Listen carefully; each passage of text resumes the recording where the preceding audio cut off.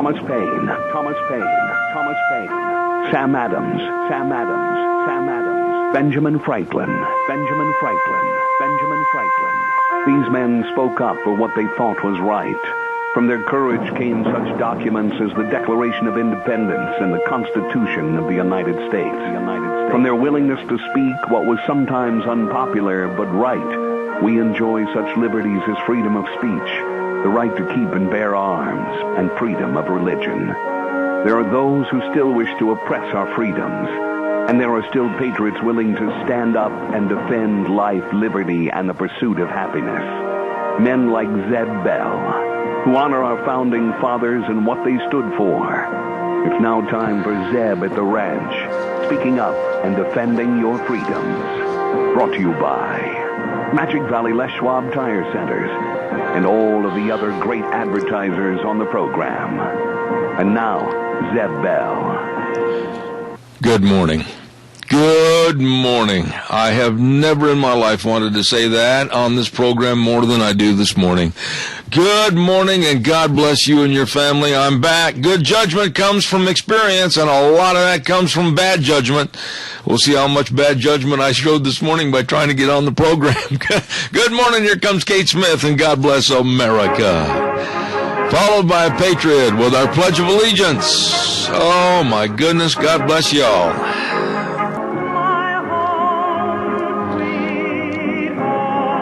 There you go, ladies and gentlemen. Kate Smith, and God bless America. I'm Zeb Bell. I had to look at my T-shirt to make sure I was this morning, and thank you for tuning in. Zeb at the Ranch, brought to you by our major sponsor, your Magic Valley Les Schwab Tire Centers, all 7 locations serving you, and of course our great advertisers, including some of which are Lee's Furniture, Floors, and More at 459 Overland and Burley, and our friends at Western Way Services, always at your disposal. Get on the route service today. Call them at 734-6969. And I'm going to get a little teary-eyed this morning when I start talking about thank yous. And 2 of my very, very, very favorite ladies in my life, actually 3, Deanne and Gina and Sharon Hardy Mills. God bless you all for what you did. And here's one of them. Good morning, Gina. Well, good morning, sir. And so glad that you're back with me. I wasn't sure if I was going to make it, and I'm not sure I'm going to make it for the whole show. Well, that's why I'm here for you, so if you need any help or assistance, you just let me know. I have a leg right now that looks like it's beginning to be a walrus trunk. Oh, ice, baby, ice. Yeah, I got a lot of ice on it. Yeah. But I have to get back into the saddle somehow, and just want to say thank you, Gina, for all that you did, and Deanne was coordinating everything with Gina and Sharon, and wow. It's teamwork. It's what we call teamwork. You know, a week ago at this time, I was laying on a table looking up at a whole bunch of people that had masks on. And you're like, oh, Lord, please let me pull through this. Yeah.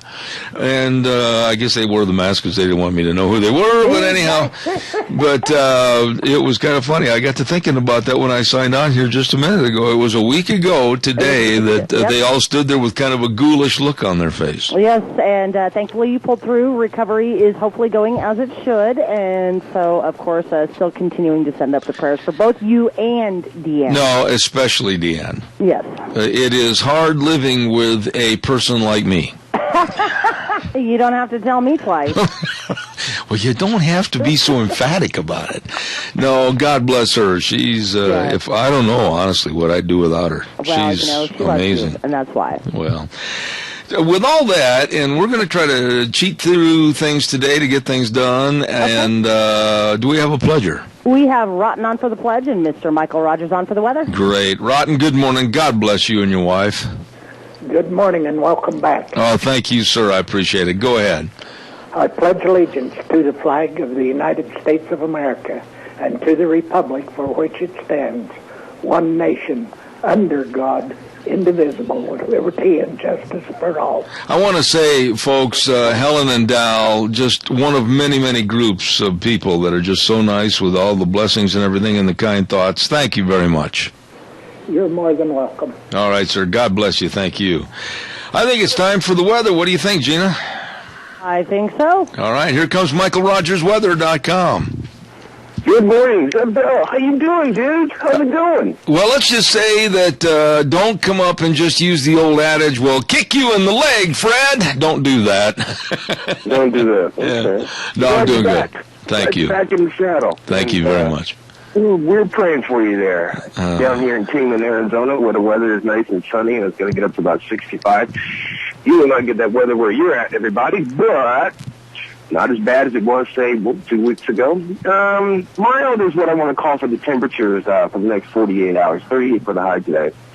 45 for the high tomorrow. There's a chance of rain and snow in our forecast for tomorrow. Still in winter, and so far so good. We're going to be rolling closer to spring here. No major storms coming up that way, and I just found out with the I'm going to be driving through the Magic Valley of South Central Idaho. I haven't been there almost over now 2 months now, so I'll be coming through there, driving through Interstate 84, and hopefully maybe I'll stop by and see Zeb and Deanne and say hello. But other than that, just another winter weather day, and that's about it. Nothing really to report, so be safe, enjoy the weather. It's the only weather you got. Oh, Michael, thank you so much for all your kind words and everything else. We appreciate it, and thanks for the best in weather. God bless. Have a good day. You too. Thank you, sir. Oh, my goodness sakes, calls are welcome and appreciated. 436-2244, 1-866-927-4587. Caller, I'll be right with you, I promise. Don't go away. Daryl's Cleaners, 1223 Albion Avenue in Burley. Oh, they've got all the gift cards. You want a gift card to give somebody? That's great. Or buy one for yourself. And you can get those prepaid gift cards right there at Daryl's Cleaners, and you know that you're going to get the best in cleaning of your clothes. I mean, whether you've got a spot on your suit from Christmas, all the gravy, or whether there's a great big spot, kind of a huge spot on your tablecloth. Oh my goodness, get it taken care of at Daryl's Cleaners today. 1223 Albion Avenue in Burley. They are not just a cleaners, they're the best. They're the leader of the pack. Daryl's Cleaners in Burley. Good morning, caller. You're on the air. Good morning, Mr. Bell, and welcome home. Glad to see you back on the air. Oh, my friend George and his lovely wife Donna. Boy, they don't come any better than you. We got a story to tell you. Did you hear about this 6-year-old called the fire department that his grandma and grandma's house is on fire? And the talk to him said, well, how did we get there? And he says, well, in the big red truck. No, I hadn't heard that, but it makes sense, doesn't it? Are you there? Yeah. Oh. All right. I said it makes sense. It's a good story.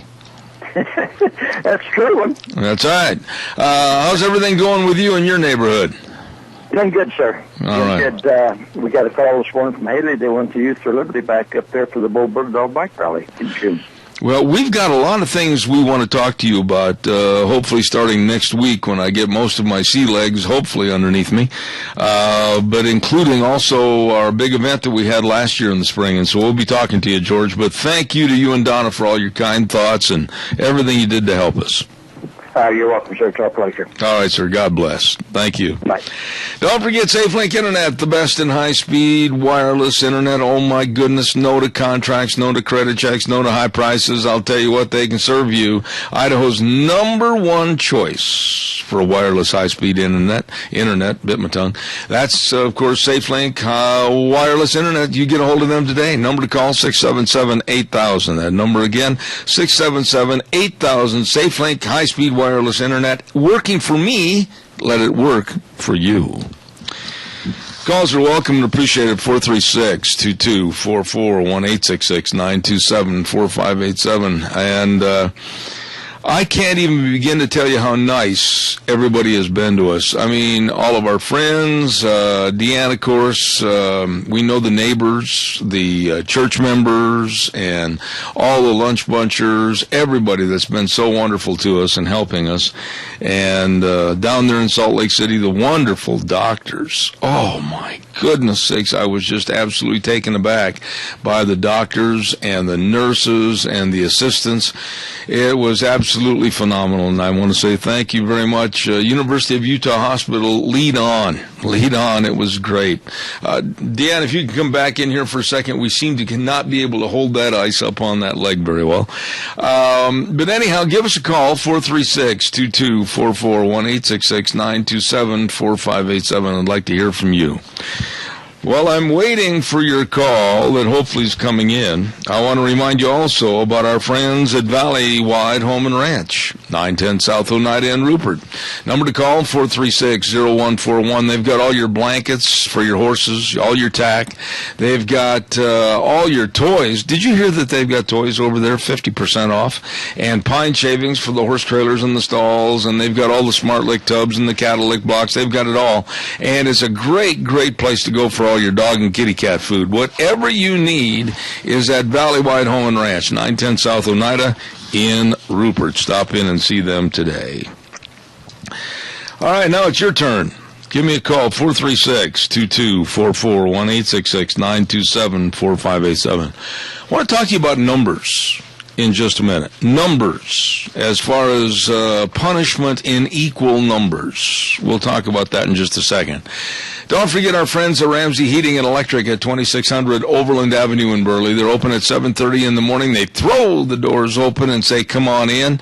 And, of course, they're open till 5:30 Monday through Friday.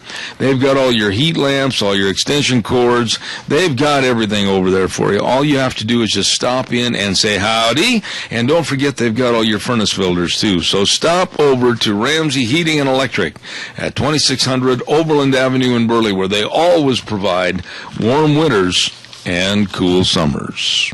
Okay, good people. I'll get Gina involved in this a little bit this morning, but I couldn't believe the story. I heard about it last week while I was in the hospital in Salt Lake. But the Department of Justice and Education that instructs public schools throughout the country to cease punishing disruptive students if they fall into certain racial categories, such as black or Hispanic. Now, when I read this, I thought, you got to be kidding me.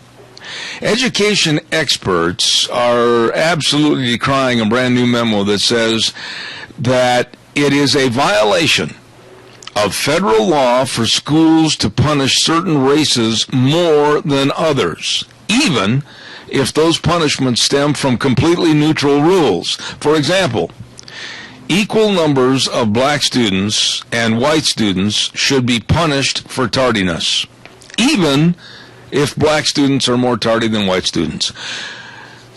Gina, I've never heard of anything so stupid in my life.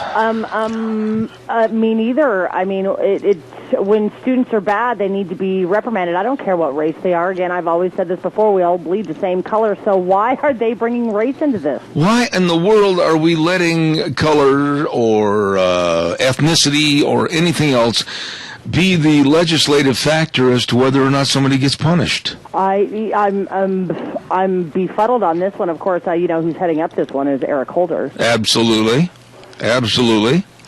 But I can't imagine why parents aren't outraged over this. So here's the scenario. Here's Kennedy at school. Didn't do a thing wrong. Nothing. Good student. Absolutely behaves. Well, some other student of another ethnicity is late or absolutely causes problems or talks back to the teacher or says a bad word at recess or something. Well, in order to be fair, then they get Kennedy out of his seat and they punish him too. Because he didn't do anything wrong. He just happened to have been sitting there. Yeah, it's got to be equal. Yeah. This makes no sense. And parents need to be really outraged about this. I'm sitting here looking at, the Daily Caller on this one. Yeah. And I'm not understanding the philosophy on this. Of course, they're saying that the philosophy is known as the desperate impact and it will harm well-behaved students, according to some of the officials that were in this writing. I'm just kind of briefly going over it. Yeah. As a mom, and I remember when I was in school, and so do you, if we were disruptive in class, if we were late, if we were talking, passing notes or anything like that, it didn't matter who we were or what kind of ethnicity we were. We all got in trouble equally for doing the things that we shouldn't be doing. So why are they breaking this down into racial or, into classes as far as ethnicity is concerned? That should have no bearing. If we are supposed to be a country that is quote unquote beyond the racism, then why are they what is this? Well, what bothers me is if you'll look at the end of that story, there's one paragraph in there that really says what the main problem is. And it says, quote, kids of the favored race know they can get away with more, so they misbehave more, and the well-behaved kids lose out on instruction because the teacher is busy trying to manage unruly students she can't send to the principal's office. Yep, and that is unfair to the rest of the students in the classroom. You've got a phone call. All right, thank you. I want to talk more about this with you in just a minute, because that just takes a good student, i.e. like your boy Kennedy, right, okay, and turns him into a rabble-rouser. Good point. Good morning. You're on the air. Good morning, Zeb. Yes, sir. Good to hear you back on the air. Thank you. And, are they going to turn around and make law enforcement that way in the future, too? Because if it's fair in school, it's got to be fair in life. Why not? It's insane. I think it's time we got rid of Eric Holder, and anybody that thinks like that, they're just ridiculous. But why would They're not being fair, they're not being just, they're not being wise in any way. Why would you want to say... They're destroying our laws. Why would you want to say, Jerry, that because of your skin color and ethnicity, okay, Johnny, you've been a bad boy, but we're not going to punish you. We're going to go punish a couple of white kids too, so that it's equal. This makes no sense, and you're punishing people that have been absolutely innocent just to keep the numbers equal in the school from the Department of Justice and Education. This is insane. This is insane. Go ahead. No, I'm waiting for you. Go ahead. Okay, where is our legal system on this? We ought to have our groups that fight these kind of things just screaming bloody murder and violent lawsuits all over the country. Well, it's just really funny to me that the way it's worded, for example, they said, equal numbers of black students and white students should be punished for tardiness. Now, they might not be late, but they're going to be punished for tardiness, even if black students are more tardy than white students. Boy, that's just like saying, okay, you're going to walk the plank and you're going to die with the sharks just because you're on the same ship as these other guys. Well, I agree with you. And why would we punish somebody for not being tardy and telling them they are when they're not? It makes no sense to me whatsoever, but this world has become more divided, thanks to Eric Holder and thanks to Barack Hussein, insane Obama. Jerry, thank you for your call, and by the way, another great caller and friend that called me while I was laid up. Thank you, Jerry. God bless you, man. Thanks. You bet. You have a wonderful day, and may the Lord bless. All right, sir. Thank you. Caller, go ahead. Good morning. What do you think of this idiocy? I have got an idea. What they are doing is trying to raise more Cain than what they have already. And this is another way to do it. What do you mean, raise more Cain? Hate, dissent. I agree. And that's the way they can do it. But here you got little kids, okay, Dal? You got little kids, and they're like 6 and maybe 7 years of age, and here's the perpetrators of all the classroom antics, and they're over there throwing erasers at each other and hitting their fellow students with chalk, and the teachers can't touch them because there's not equal numbers of them in the classroom. That is absolutely bordering on insanity. Right, I agree with you. But they want more hate and contempt. I agree. I agree. Whatever happened to being responsible for your own actions regarding if you're purple with red racing stripes, and just if somebody's got the law that's going to be laid down to you, like Mrs. Kiltz did to me in grade school, pick that ruler up and take little Johnny, whether he's black, brown, white, or mulatto, it doesn't make any difference, and let Johnny know that he's wrong. That's what they need to do. All right. Dal, God bless you. Thanks, man. Okay. All right, sir. I never heard, I honestly hope this thing doesn't fly, but I question. I really question. Joy Pullman, the managing editor of School Reform News, told the D.C. that any notion of equal racial discipline is obviously flawed. She said, quote, "It's ridiculous to assign quotas for discipline based on race. If we did that, for one thing, we'd have to believe that Asian students are severely under-disciplined. Good morning, caller. You're on the air. Yeah, welcome back, Zed. Hey, Tony, thank you for all your good remarks and everything. Appreciate it, buddy. What do you think of this story we're talking about? Well, if you want to create more racial hatred in this country, it's going to cause another firestorm. Well, I agree with you, but look how they're dividing everything. There's more dividing and there's more divisiveness in this country with Obama and Eric Holder than ever under George Bush. Would you agree with that? Oh, absolutely. Yeah. I think Obama just wants to overrun the white race in this country. Yeah. This guy is the biggest racist we've ever had as a president. Well, George, I mean, didn't you at one time, Tony, when you were growing up on the East Coast, now you weren't always a choir boy, were you? Negative. Okay. Now, in your classroom, give us a breakdown as to the different ethnicities and races that were in there. Well, I went to a Catholic school for 9 years, and we had some black children in there. We had Puerto Rican children in there. But I'll tell you what, the discipline was just something you wouldn't believe. Yeah. Whenever we had to change classrooms, you'd better not just make any sounds changing classes. If you got caught making spitballs in there, you would stay after school, and she'd take that paper basket and put it in front of you, and you'd have to make that whole thing in spitballs. But this is the kind of discipline we have. But see, Tony, here's the problem with this whole situation with the Department of Education.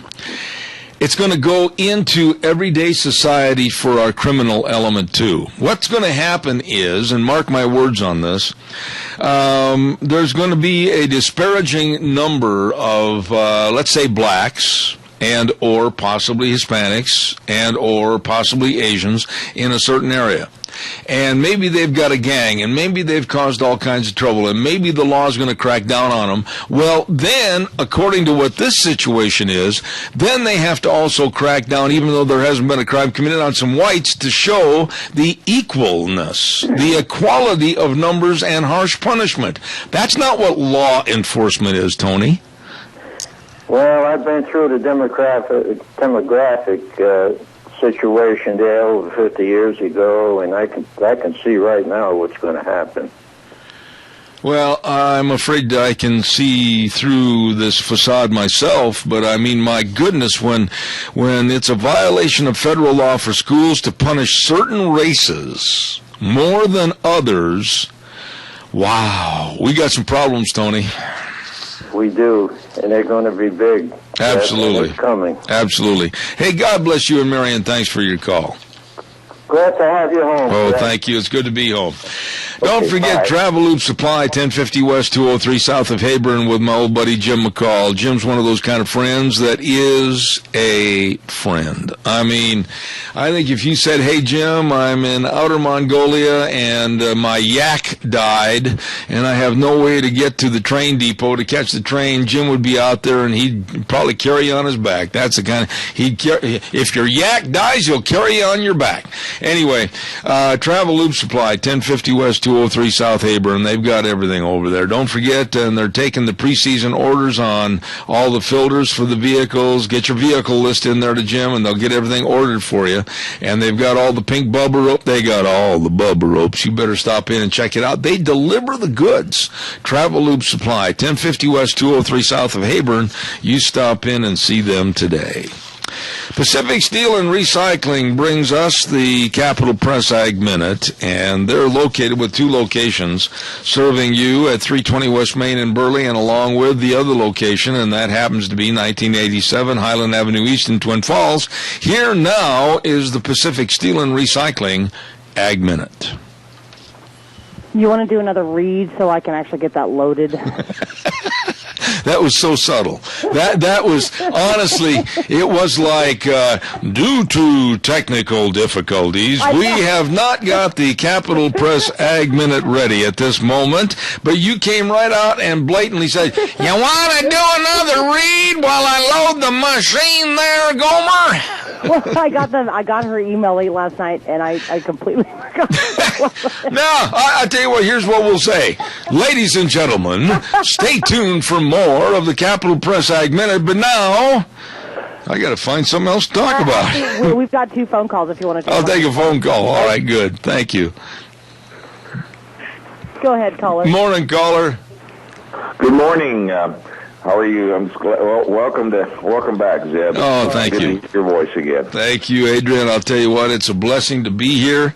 It's a blessing to be on the air, and I just can't thank enough Gina, my lovely wife Deanne, and Sharon Hardy Mills, everybody that kind of helped out, get all this situation taken care of. Just people are wonderful. There are good people in the world, Adrian. Oh, there's just, there's more, unfortunately, the news doesn't sell unless it's bad news. That's unfortunately, good news doesn't sell, unfortunately. But, it's your story today, it's just, it gets to be so ludicrous. The hypocrisy of the left pushing their agenda onto the rest of us, regardless whether it's the gay thing or whether it's, it just goes on and on and on. But anyway, the battle goes on. I just talked to a friend and said, we look like the deck's stacked against us, but I said, we got the truth on our side. I said, the truth will ultimately prevail, but it just takes a lot of effort and more people, pulling at the oars of the ship, so to speak, to get the job done. And so we see all of the corruption that goes on. And, of course, it's just good to hear your voice back on the air again. Well, thank you. You're a great friend, and I know you're a great patriot. And all the people out there, I'm sure, welcome you back. I appreciate it, Adrian, and God bless. And please come out and see us. We'd appreciate it. Okay, you all right. Certainly. Welcome. Have a great day. Thank you, sir, very much. Appreciate it very much. Okay, we're going to tell everybody. I got it in now. You do? Okay. Are we ready? We're ready. Is the Capital Press all loaded and ready for airplay on this date? In 2014. Thank you very much. And now, ladies and gentlemen, without further ado, you didn't even notice it was gone. The Pacific Steel and Recycling Ag Minute. Today's Ag Minute brought to you by the Capital Press, the West Ag Weekly. The American Farm Bureau Federation is calling for passage of a new farm bill guaranteeing reliable water transportation and immigration reform that provides a steady agricultural labor force its major issues in the year ahead. Bob Stallman, a Texas rice and cattle producer who's been the Federation president for 14 years, opened the organization's 95th annual convention Sunday with a clear call for Congress to take action on all three. Stallman said he's optimistic Congress will pass a farm bill this month, but worries that much of the public has no idea what it takes to profitably farm and ranch. Stallman said farmers need to be certain of a 5-year farm bill. This is Hannah Brous. For more agriculture news and information, turn to the West Ag Weekly, the Capital Press, and capitalpress.com. There you go, Capital Press Ag Minute, brought to you by Pacific Steel and Recycling, 320 West Main in Burley, and also 1987 Highland Avenue East in Twin Falls for all your recycling needs. Don't forget, go to the best. Adam Brower and the rest of the crew at Pacific Steel and Recycling, serving you. 678-2321. I got to tell Gina something real quick before we take this call. As of right now at 8:35 in the year of our Lord 2014, this is the longest I've sat up in a week. Really? Yes. How many pillows? Do you have the webcam on? How many pillows do you have? Well, I have one under my relatively soft, cushy posterior. Okay. I have 2 on my leg to balance it so it doesn't go all of a sudden crashing to the floor so that bad words could be heard from hither and yon. Right. And so I guess 1, 2, 3. 3, yeah, 3. Oh, well, that's pretty cushy, actually. That's not too bad. Yeah. And I want to tell you that Deanne, of course, becoming very adept with pushing a wheelchair. Nice. Through doors and through different parts of the house. Have you hit your leg yet? I didn't say she opened the doors. I said through the doors. Okay, all right, that explains a lot. Well, I mean, when that old girl hit the brakes once yesterday, I thought I better have my parachute on and ready to pull the ripcord because we're coming to a landing. Stop, babe, stop. I ain't got no brakes. And then, I got to tell you that the physical therapist was here the other day, and she says to Deanne, now be sure and back him down the ramp. Now, those were good words because I remember years ago when I got hurt and Deanne tried to push me forward down the ramp. All you saw was the bottom of her Nikes for about 400 yards trying to catch up to the wheelchair going, oh, darn, or darn, oh, darn, or something to that effect. I'm sure that's not quite exactly what you were Not even saying, close. You should have been in a wheelchair. Well, especially in the wintertime, back you down because that would be quite a ride. Funny, but quite a ride. She'd come up to the top of that thing, and I could see that she had visions of not sugar plums in her head. She had visions of, now let's see, his life insurance is paid up, and we're all good on the bills, and so, okay, here we go. Okay, have we got another call? Yeah, we've got Al on the phone. Okay, good morning, Al. How you doing, buddy? Boy, sound like you got more problems than a three-legged dog. Well, I don't know. I'm three-legged cat in a sandbox has it a lot worse. That is problems. You're not kidding.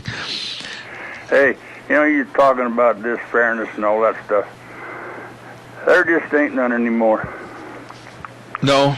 I think back to, I was in the service net. We got along real good. And, we worked as a team and all that stuff.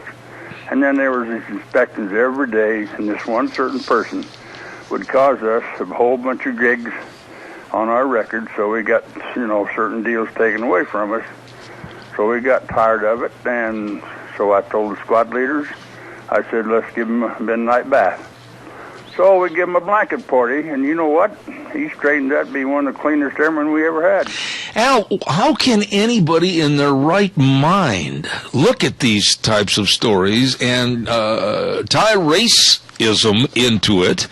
And then if 3 little black kids want to go out and cause holy heck, then the school says, well, we can't punish them until we get 3 little white kids and punish them the same. I've never heard anything so stupid in my life. Well, look what you've got. You got Eric Holder, who during Clinton pardoned 7 murderers, right? Yeah. And he's been doing against the law ever since. You got Boehner that sits there. He could help put a stop to this. And if you just file one lawsuit with the justice of the department, the Supreme Court and that, you'd probably get something done. But you got a bunch of worthless guys back there that don't have the guts enough to pull on their socks. Well, what scares me about this type of situation is, my goodness, are we going to go into a situation, a society, to where if Gina and myself and maybe Deanne, my goodness, they're going to withhold justice on somebody just until they can find somebody of equal or racial value so that they can do both groups at the same time? I've never heard of anything so ludicrous. Well, it's just like all your things going on now. IRS, Benghazi, and all that stuff. There's scandals. Nothing's done about it because you got Holder in there as the Attorney General. But yet, poor little Christie in New Jersey, they're racking him across the coals because his so-called bridge, scandal. At least he done something about it. All Obama and Holder do, they promote him. Well, I wonder what's going to happen all of a sudden in the school systems. Let's go back to the schools for a minute. And you've got your class clowns, and you've got your class Arnold Schwarzeneggers and all these guys that think they're so tough and macho and everything. And you've got somebody that's the class bully, and at recess goes out and beats somebody up and then just kind of lords it over them during the class time and everything. And nothing is done because that person might be of a minority race. Al, I'm an advocate right now of saying you go after the perpetrator and you make a punishment. They will not do it again, regardless of skin color. That's right. Make it a oops as they fall down the stairs. Or whatever. Thank you. Anyway, welcome back, and take it easy, you bullhead. All right. God bless you, man. Thanks so much. Appreciate it. All right. Bye-bye. Oh, yeah. I did a couple of things the other day I shouldn't have, and I was called names a lot worse than that. Believe me, Al. Deanne. Whoo. I didn't know she served a term in the Navy. Don't forget Denny's Restaurant, 611 North Overland in Burley. We are so honored to have them on the air, and they're going to be the home of our new lunch bunch. Yes, Zeb's Lunch Bunch. It's fantastic. We went in there, Deanna and I did, before I left for surgery, and the service was fantastic. Absolutely enjoyed every bit of it. Breakfast, lunch, and dinner, and you're going to love the place. I did. You will, too. For the last 60 years, Denny's has been serving up your favorite dinner classics as well as delicious, fun, new menu items. You are going to love the menu, but the ladies in there that serve the tables absolutely take care of you. At Denny's Restaurant, 611 North Overland in Burley. You stop in and see them today. Caller, good morning. You're on the air. Good morning. Hi there. Hi, welcome back. You know, I'm not going to lie to you, Linda. It's a little tough sitting here this morning, but I'm enjoying the program. Oh, I bet. Yeah, you're still coming out of your surgery, and your anesthesia is probably still running around, and oh my gosh. Well, don't overdo it, but sometimes the attitude of I'm going to make this work and do as much as I can will get you back on your feet better than sitting there and whining about it. Well, I've got a taskmaster here that is absolutely fantastic. Her name is Deanne, and I think she's in her second childhood or second life on Earth right now. She used to be the sergeant for Fort Apache in John Wayne's movies, the tough guy. And boy, I mean, when she says something for me to get it done, I got to get it done. She'll make sure you get back on your feet. Oh my, yeah. But you know something? The whole experience was very, very nice. I mean, the doctors, like I said earlier, and the angels, the nurses, and the entire staff. And you know what I saw down there in Salt Lake? And I got to tell you this, Linda. I saw a genuine caring and sharing for fellow man. And here's an interesting story.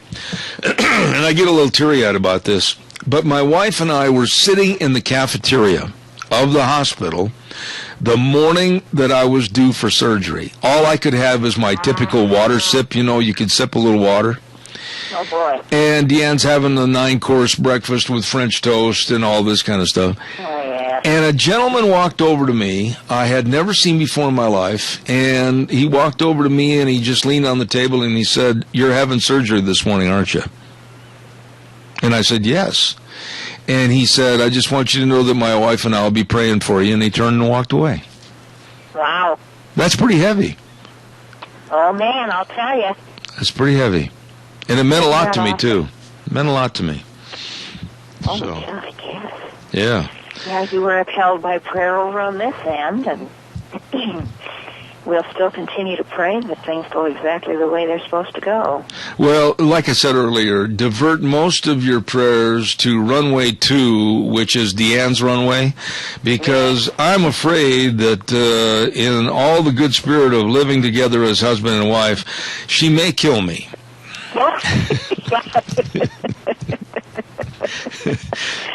I tell you. No, these times aren't easy for either one of you. No, but we'll get through it, I promise. They really aren't. All right, Linda, as always, God bless you and thank you for your call. You are so welcome. All right, thank you. And we better pray for our dear government, too. Amen.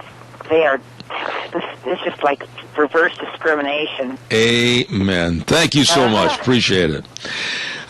Caller number 2, I'm going to be right with you, I promise. I just got to get a weather forecast in here, and the weather this hour is brought to you by our friends at Quality's Electronics, 1730 Kimberly Road in Twin Falls. You know, they're the best, and the best choice for getting either Dish or DirecTV. However, if you're thinking of going to Dish, be sure to sign up very soon, because you can still get the free HD for the life of your Dish account.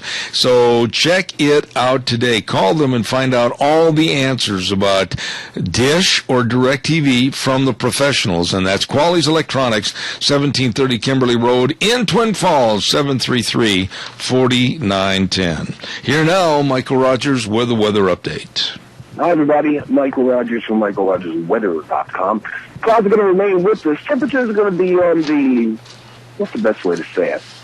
Mild side, not cold. 38 for the high today.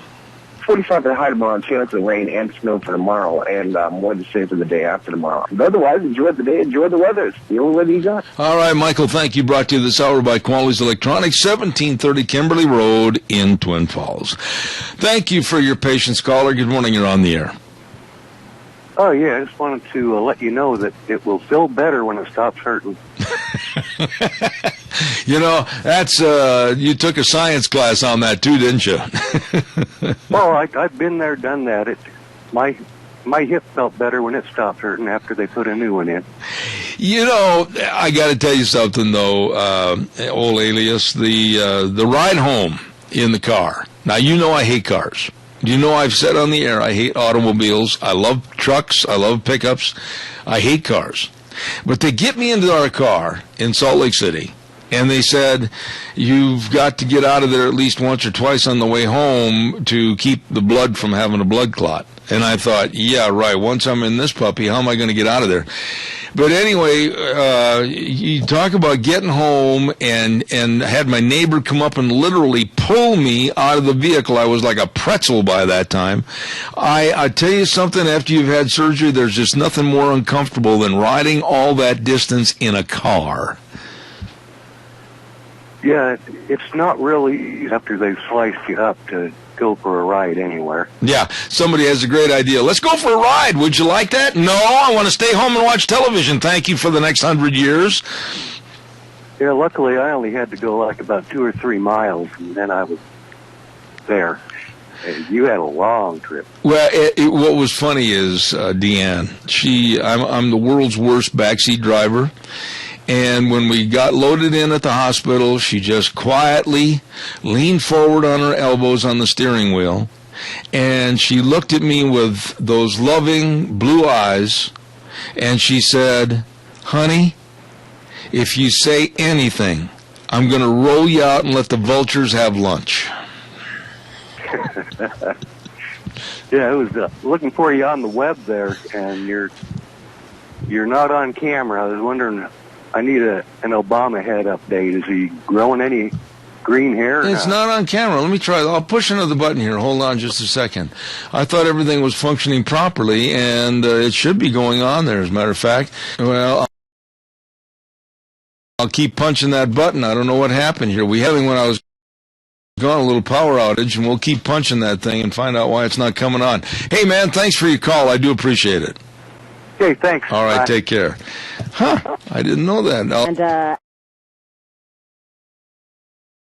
actually, the link is there, but it doesn't show the actual video screen like it normally does, so you might want to call John and have him... Deanne, I will have Deanne call John right away, and evidently it's not functioning. So did she... Exact words. God, I love that. I just honestly, when she said, "You say anything, I'm rolling." And you're like, "Yes, ma'am." And right? But you have a tendency, whether you're in sound body or to want to say something like, "Dear, you're encroaching on this man's lane," or "Dear, you came up to that stop sign relatively hard because my nose is bleeding." Little things like that. But I decided that in the best hopes of coming home alive, I didn't say anything. Probably the best for you. What's that? I said probably the best for you. You don't know Deanne when she has a temper losing.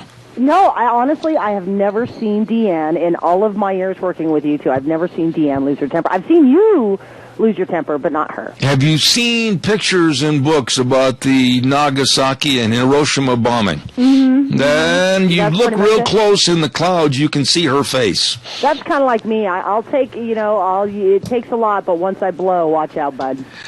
Well, she did a great job. I got to tell you what happened though. We get home, and we're gonna load me into the wheelchair to load me in the house. Okay. The wheels fell off the wheelchair. You're kidding. It was hilarious. So, were you in the wheelchair at the time? No, my lovely bride wheeled it down the ramp, and I watched one go. You know, they're kind of like gurney wheels where they go like that. Well, the one was going this way, and the other one went this way, and they went in separate directions, and we just watched them roll down the driveway. And I said to my neighbor, Rocky Matthews, I said, "This isn't good."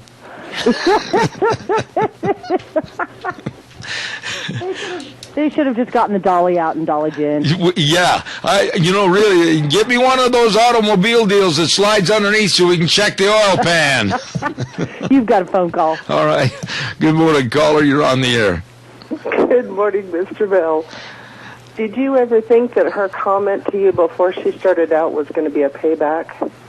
No, because I've always been so kind and loving. Oh, I'm sure. Yeah. I'm sure. Yeah, I've been around you enough to know. Yeah, you are. Well, and she spent all those hours in the room. I mean, the day after surgery, the next day on Wednesday morning last week when I was starting to get over my Looney Tunes. Oh, by the way, let me ask you a question. Have you been operated on? Once. Okay, well, this is 19 for me.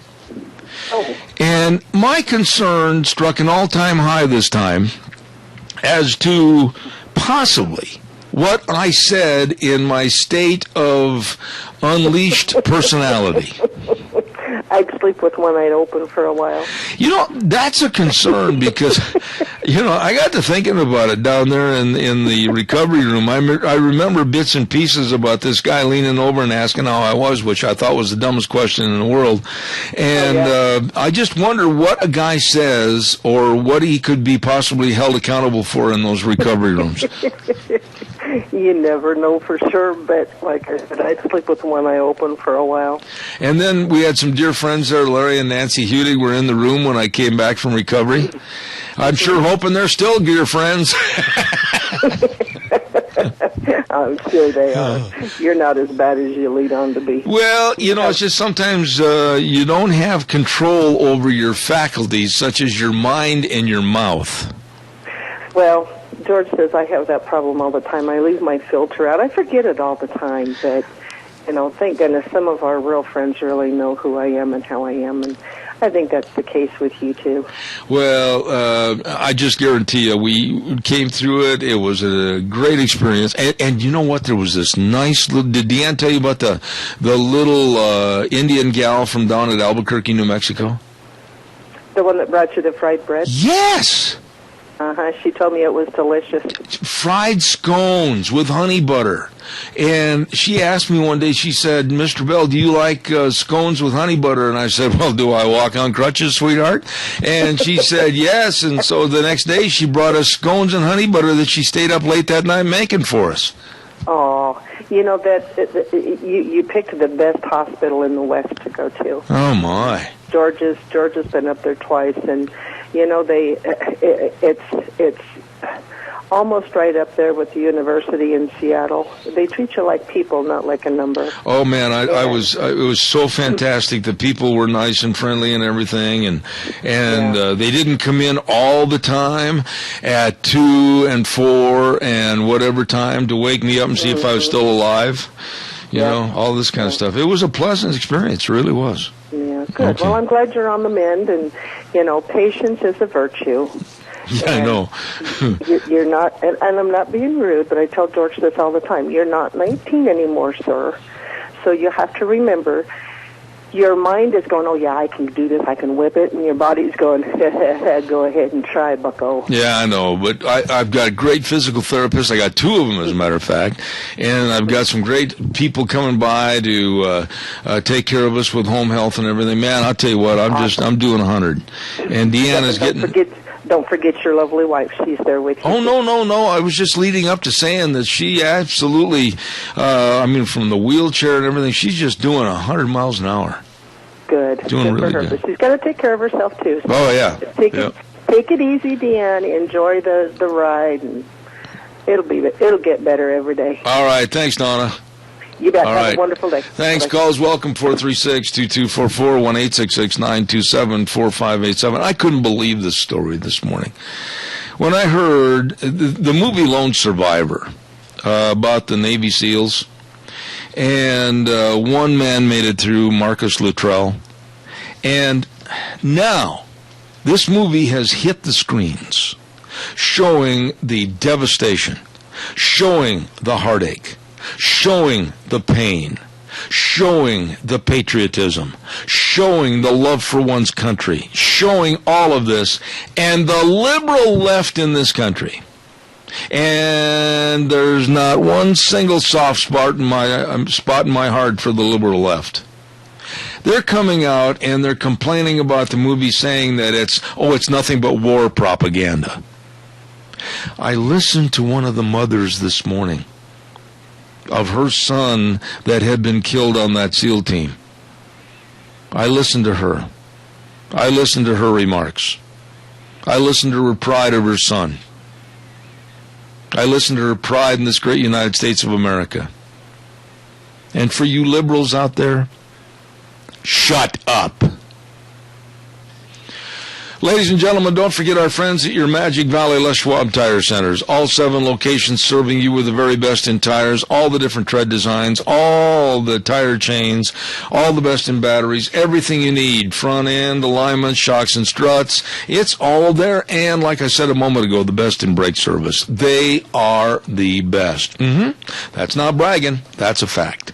Lane and Rupert, Dave on Blue Lakes and Twin, Mike and Buell, Mike and Jerome, the Twist family in Paul, John on Pole Line in Twin Falls, and Randy on Overland in Burley. The best. Your Magic Valley Les Schwab Tire Centers. Got to take a break. Got to try to stand up for a few minutes. That'll take a while. And then we'll be back in 6. Zeb at the Ranch, don't go away. Oh, is at your disposal. Guarantee you they can take care of all your problems. I mean, whether it's on the route service, you want to get rid of your garbage, call the 969. Need a dumpster of various size? Well, they've got them for you. They can take care of everything because they know that garbage is something you don't want to mess with. That is their profession. Always at your disposal serving you. Please call Kelly and the crew today. 734-6969. Western Way Services, serving you. And we'll have our guest with us on the phone momentarily, but I also want to remind everybody that Hanson Mortuary at 710 6th Street in Rupert with Joel Heward and the rest of the staff. Oh, my, what nice people. And they recognize the sacred trust that grieving families place in a funeral director, and they always want to provide the families they serve with the best possible support and comfort with the highest of ethical standards with unquestioned integrity. They do that with Joel Heward and his staff at Hanson Mortuary, 710 6th Street in Rupert. Please contact them for funeral information today. 436-5636. Hanson Mortuary, serving you.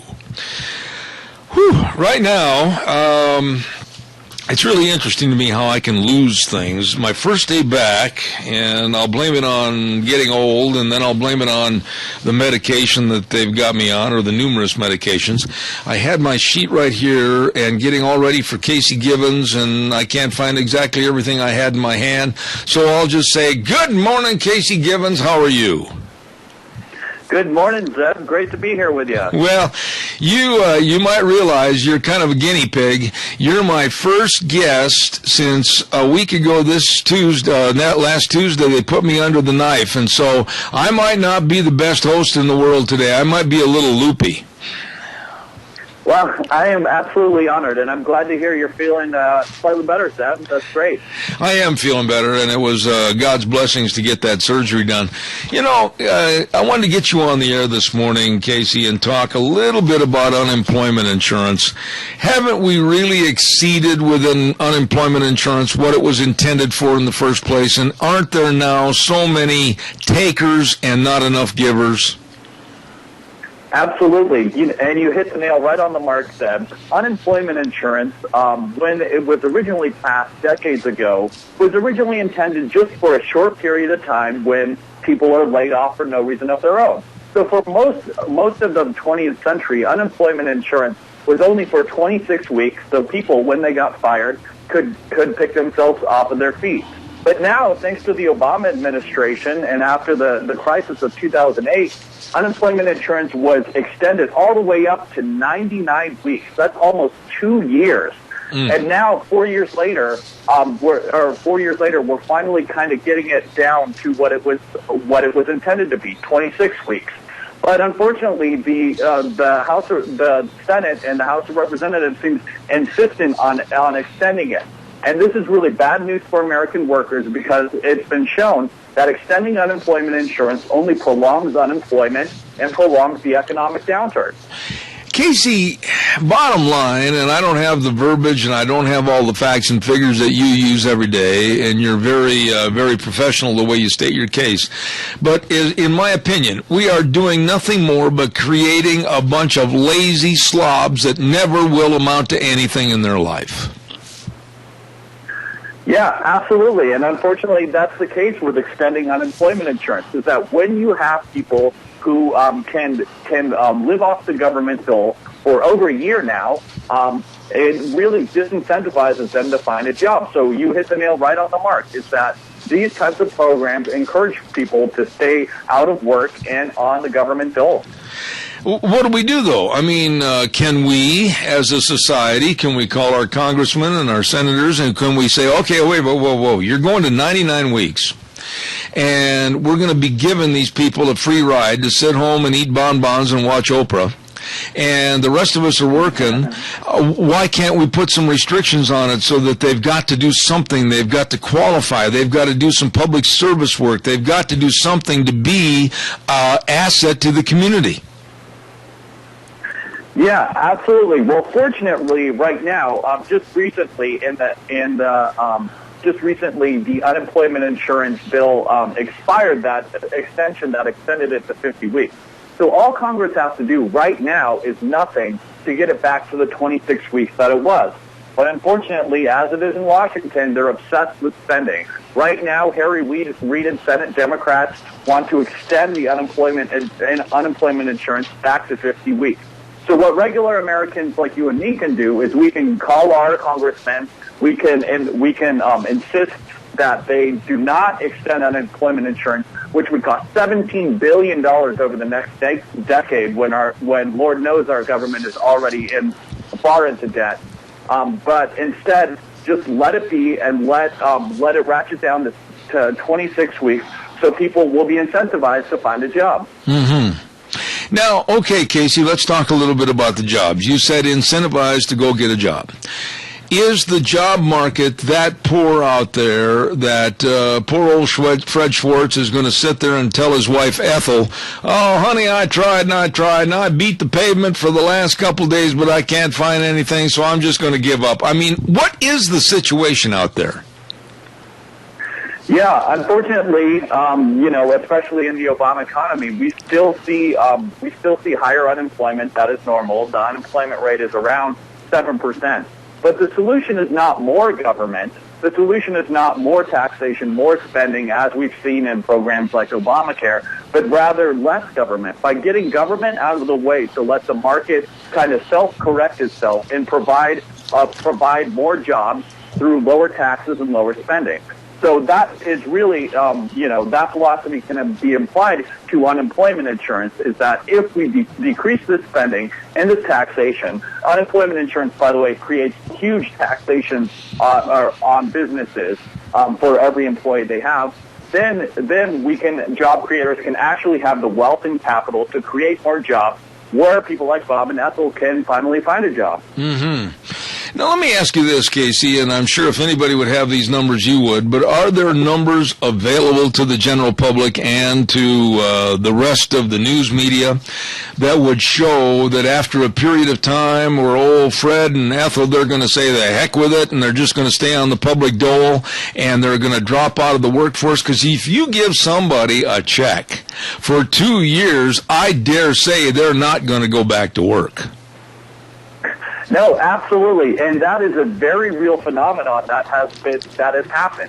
And in fact, let me tell you, Zeb, and this is the greatest irony of the unemployment insurance debate right now, is that Alan Kruger, who is President Obama's right-hand man in economics, he's the chairman of the Council of Economic Advisors, when in his life as an economist, has released several studies showing that that unemployment insurance extension, when it was at 99 weeks, and subsequently these high weeks where effectively people had 2 years of free unemployment insurance, people like that did not have any incentive to find a job, precisely because of that phenomenon. When the government is paying you $300 a week for 2 years to basically not do anything, you have no reason to find a job. And so that's really highlights why the unemployment insurance needs to expire to its regular amount. And 26 years is a half a year. That's plenty of time to find a new job. So it's absolutely right. You're absolutely right, and there's a number of studies that show that this 2 year, this 1.5, 2 years of unemployment insurance does not encourage people to find a job at all, but rather encourages them to stay home and sit on their couch watching Oprah, like you said. Well, okay, but what do? I mean, it's not just older people. It's not just middle-aged people. It's younger people, too. I mean, what kind of a society are we creating for the next decade or the next 2 decades where it's a gimme, gimme, gimme, want, won't work for it, provide it for me type atmosphere? Holy smokes, no wonder we're going broke. Exactly, and fundamentally, like you mentioned, this is a moral issue. It really comes down to what kind of society do we want. You know, I can cite all these fancy statistics and numbers like I do, but like you mentioned, Zeb, it's really, are we a nation of makers? Are we a nation of people of job creators who are creating jobs and creating unemployment, or are we a nation of takers that are just taking money from the government dole and really taxing people out of wealth? So it really comes down to a moral question of, is America still a nation of makers or takers? Casey, have we got beyond the point in this country to where, and I think there are other countries that quite frankly are handling this situation better than we are, but if we got beyond the point in this country where we can't look at little Willie and say, hey, Willie, you know what? You haven't worked for over 2 years. You really haven't put forth an effort, so we're cutting you off, man. You got 30 days to find a job, or you're going to be out putting bread wrappers on your soles of your feet to keep your feet warm because we're done with you. Can we get that tough anymore? Yeah, well, and you know, it seems like, well, especially with unemployment insurance, it's not that tough, but because the 26 weeks would still be a half year for people to find their job. Yeah. But you're absolutely right that America does need to get tougher. It needs to get tougher to encourage people the government needs to get tougher to encourage people to actually find a job. Because nearly 2 years of unemployment insurance is just way too much. And like you mentioned, other countries have been doing the same. There's some countries like in Eastern Europe, like Lithuania, that have instead of trying to tax and spend their way out of an economic crisis like we've seen, that have actually cut spending and cut taxes and created wealth, and now their economy is doing well. So again, it really comes down to, is America still a nation of makers and takers, or takers? And by getting tougher on people who are taking who are taking government welfare for way too long. It will actually do the best for the American economy by creating jobs and ultimately helping them out. Casey, in your opinion, okay, now you are going to be the Secretary of the Department of Labor for one day, and you get a chance to change anything you want. You can do any edicts you want. You're the boss, man. What would you do? What would you tell the American public? Would you get on television and say, boy, your stagecoach just left town? What would you do? That is a great question. I would love to be Secretary of the Department of Labor. If there's one thing that I could do, although it might be out of my power per se, but I would definitely push for this policy agenda, is I would push for a national right to work bill, where that so that Americans are not forced into joining unions that they disagree with. So currently in 26 states, Americans who work at unionized workforces are forced to pay union dues to unions they disagree with, whether they like it or not, which really kind of bloats union powers and really kind of explains why we see so much states holding so much debt and unfunded pension liability. So that would be my number one priority, is give Americans back the freedom to do with their money what they see fit without having to be forced to send it to a union they disagree with. What about the unions, Casey? You might as well know right up front that I'm an anti-union man. I hate unions. I don't like some thuggery that I've seen, much thuggery I've seen. What about the unions? What would you tell them? What would I tell them? Well, I would tell them, one, I think, workers absolutely have the freedom to join a union if they want. That is, a fundamental, First Amendment protection of free association. But they do not have the right to force other Americans, to force workers into becoming their members and to steal their money. So that's what I would tell them. I would tell them that you absolutely have the right to exist, but you don't have the right to steal other people's money. And furthermore, you don't have the right to use thuggish tactics to intimidate and to scare Americans into paying you dues, which is tantamount to coercion. So that's what I would tell them. Okay, but now I want to go back to a point that we talked a little bit about earlier, and I hate to keep driving this home, but I've always maintained that you keep respect for yourself and others keep respect for you if you do something for something that is given to you. In other words, there's jobs out there, whether it's cleaning up a Little League baseball diamond or whether it's doing something in the community. Whatever there's jobs available that you could go do if you're going to be on the public dole. Why can't we, quote unquote, force these people? If they're going to get a check, they got to put forth some effort. Yeah, absolutely. There's several states. There's a few states that have experimented with that, some sort of some sort of board to encourage people to work for their government welfare. So that's definitely something that some states have been experimenting in, and maybe in the future could definitely be a way for states to save money and get people working again. Of all the problems in this country with inflation and the economy and jobs and Obamacare and everything else, I mean, how much longer can we go like this, giving people a free ride? Unfortunately, not much longer, Zeb, and that's really, the tragedy of the Obama administration. It's that as much as they think that they can tax and spend people to death, there really comes a point where the American economy can't put up with it. And I think we're seeing that especially now with Obamacare, with all these taxes hitting on businesses, hitting on individuals, et cetera, which are really just making the healthcare more expensive, which are, which are destroying jobs and which are taxing people to death. So unfortunately, I don't think the American economy can take it much longer, which makes it imperative for Congress to start cutting spending, which makes it imperative for unemployment insurance extensions to expire, so that we can cut taxes and regular Americans and American businesses can keep their money and create wealth through the market process to get the American economy back on track.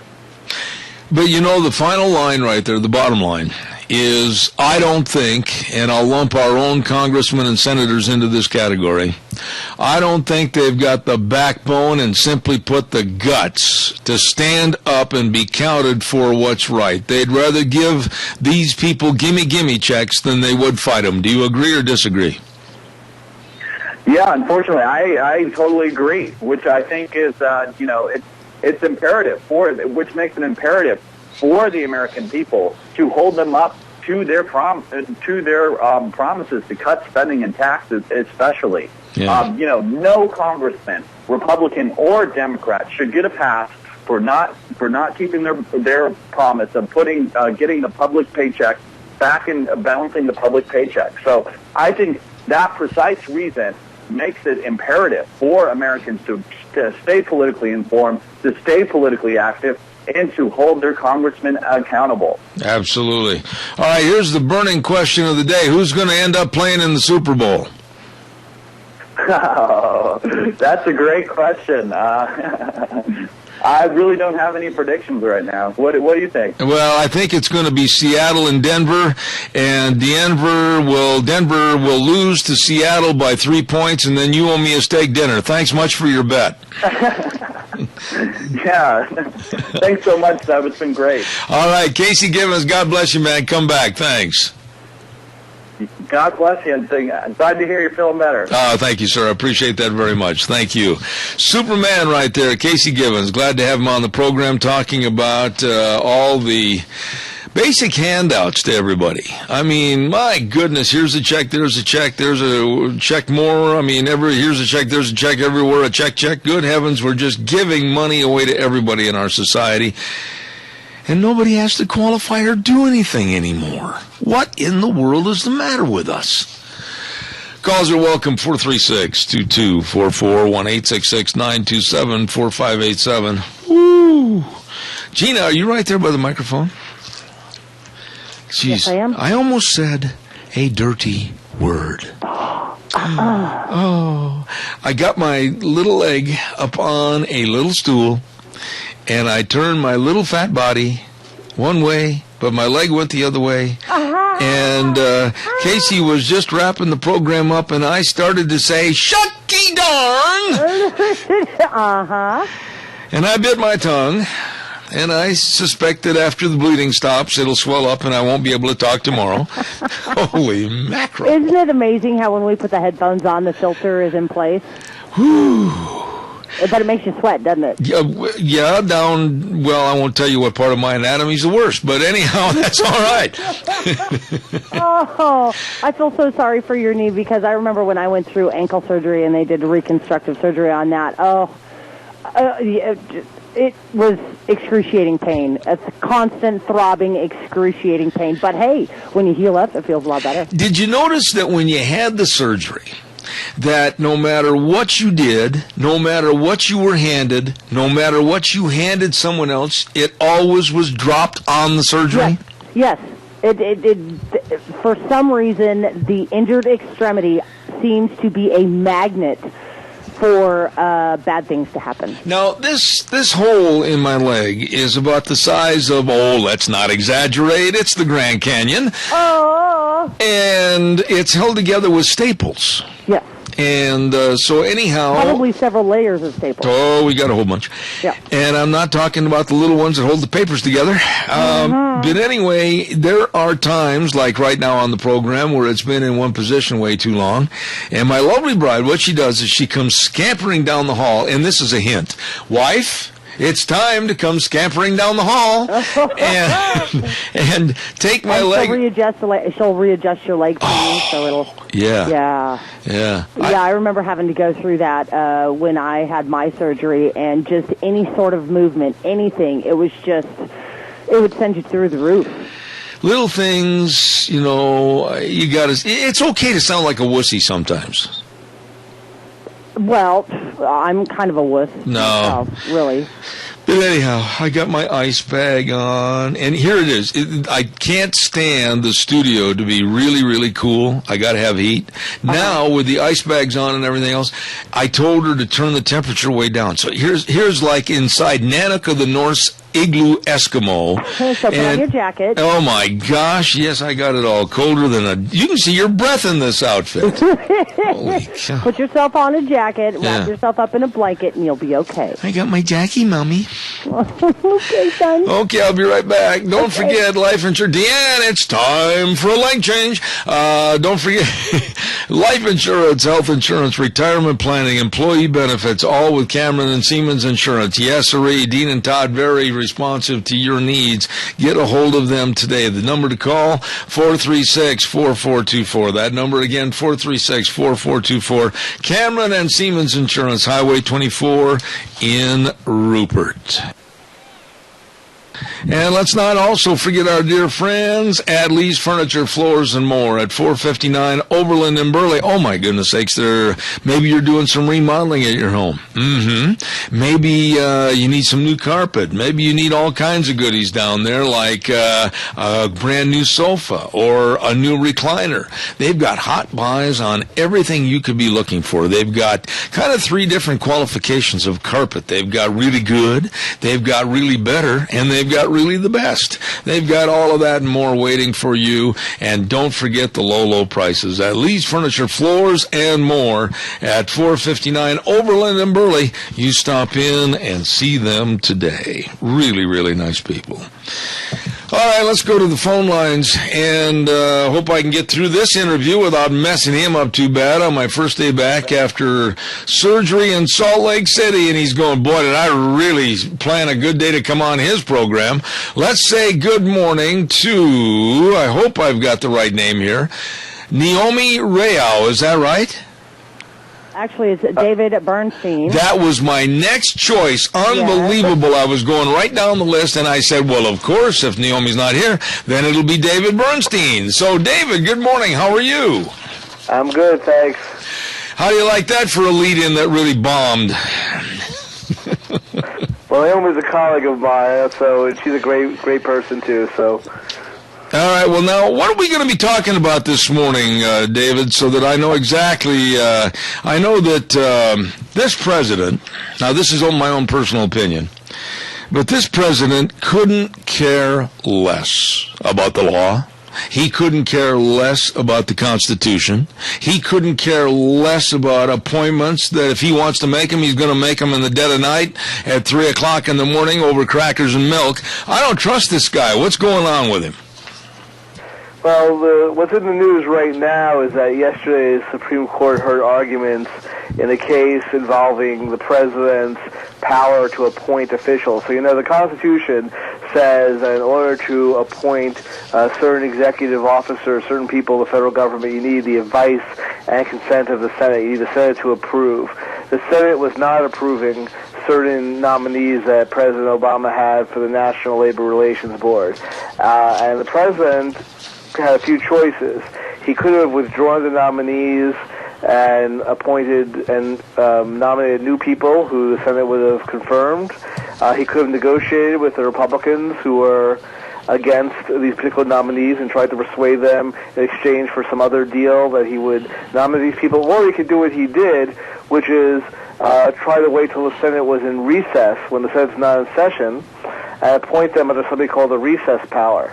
Now, the problem is that the Senate actually has to be out of session to make a so-called recess appointment. And the Senate was not actually out of session. The Senate was not really completely open for business, but they did something that the Senate had been doing since the time the Democrats were doing it to George Bush in 2006 and beyond, which is they kept the Senate formally in session. And the president said, no, I don't care if you say you're in session or not. I say you're not in session, and I'm going to appoint these guys anyway. And that's what he did.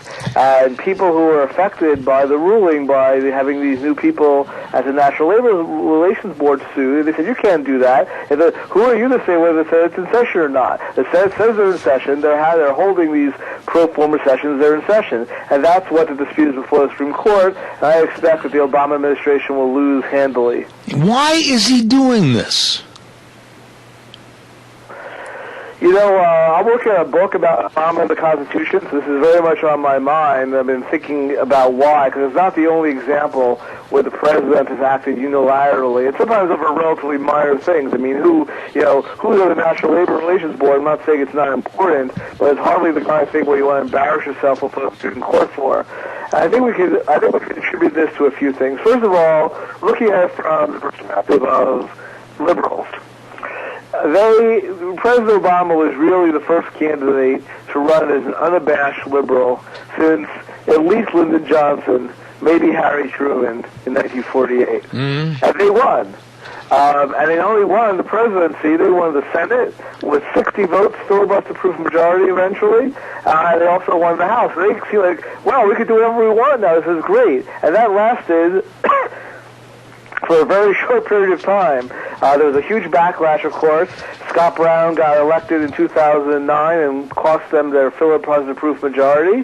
The Republicans took the House in 2010. And all of a sudden, what we were all hearing about in 2009, when Obama was inaugurated, the Republican Party's dead, it's a new era of liberal governance, that went away. But there was still all this enthusiasm. We wanted to do all this stuff, and the idea that we can't was very troubling.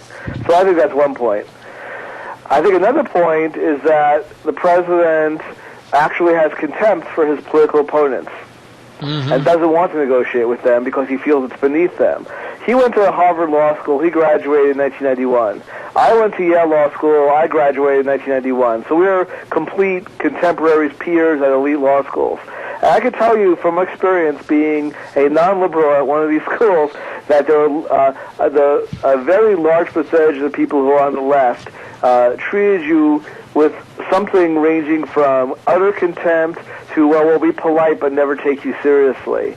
From what I've read about Obama's time at Harvard, he was at least polite. I mean, he's a good politician. He's not going to anger people unnecessarily. But if you read what people said about him at Harvard Law School, when he was head of the Harvard Law Review, for example, they said, oh, well, he actually listened to us.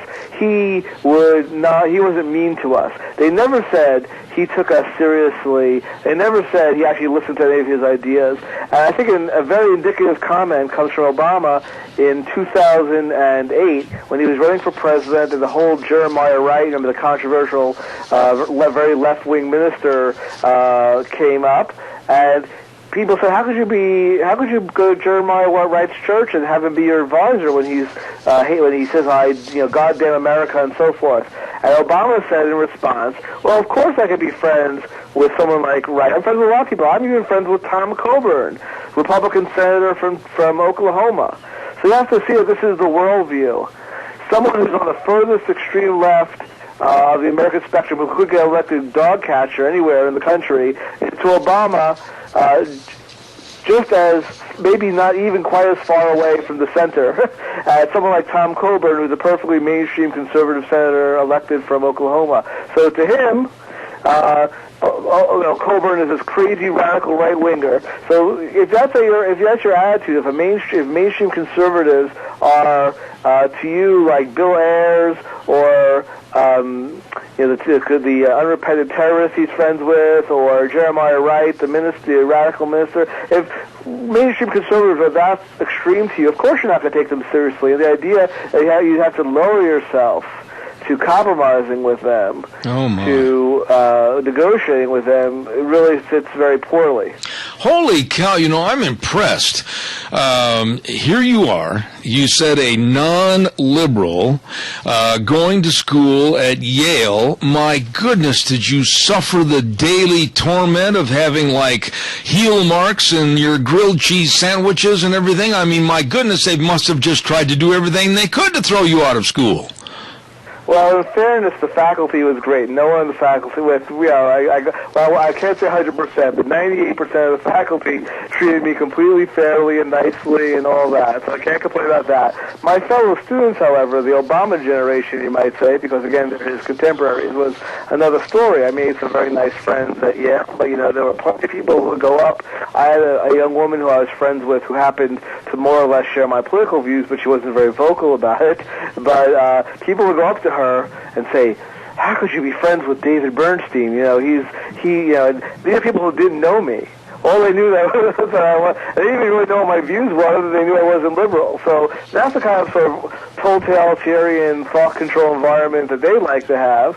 And, again, Obama apparently wasn't that bad when he was in school, but imagine an environment where just someone who has typical conservative beliefs of the sort that 40% or so of Americans have is treated like a pariah. And if someone is actually just polite to them, he's considered kind of a hero. So as far as Obama's concerned, psychologically, I think the very fact that he's willing to even sit down at the same table with the Republicans, and talk to them at all means he's being very tolerant and open-minded. But the idea of actually taking them seriously, he'd no more take them seriously than you would take a Maoist seriously. Okay, but now let's talk a little bit about college here for a second. You've opened up you've really piqued my interest. I don't care if it's Yale, I don't care if it's Dartmouth, I don't care if it's the University of Wisconsin, I don't care if it's USC in California, I don't care where it is. Our college campuses today are really bent in a left direction and getting worse. Why? What's wrong with teaching capitalism? What's wrong with really understanding our Constitution and our fabric of what made this country great? Why do they always want to tear it down? Why do they want to hide it under the rug? That's a really great question, there is definitely some discrimination against non-liberals, so that doesn't help as far as getting the faculty. But I think when you look at this, look, if you're someone who hates capitalism, who doesn't believe in the profit motive, who doesn't believe that, who believes in lockstep pay, who believes that people shouldn't get fired, even if they're incompetent, unfortunate to say, academia is a natural place for you, really, because, there are some professors who get paid more, of course, but basically, salaries are relatively low, but they're stable, you can't get fired. I mean, it's sort of like a social democratic haven within the world. And frankly, I don't want to be too mean, and this isn't really as true in law schools as it is in other departments, but a lot of people who go into academia are kind of social misfits.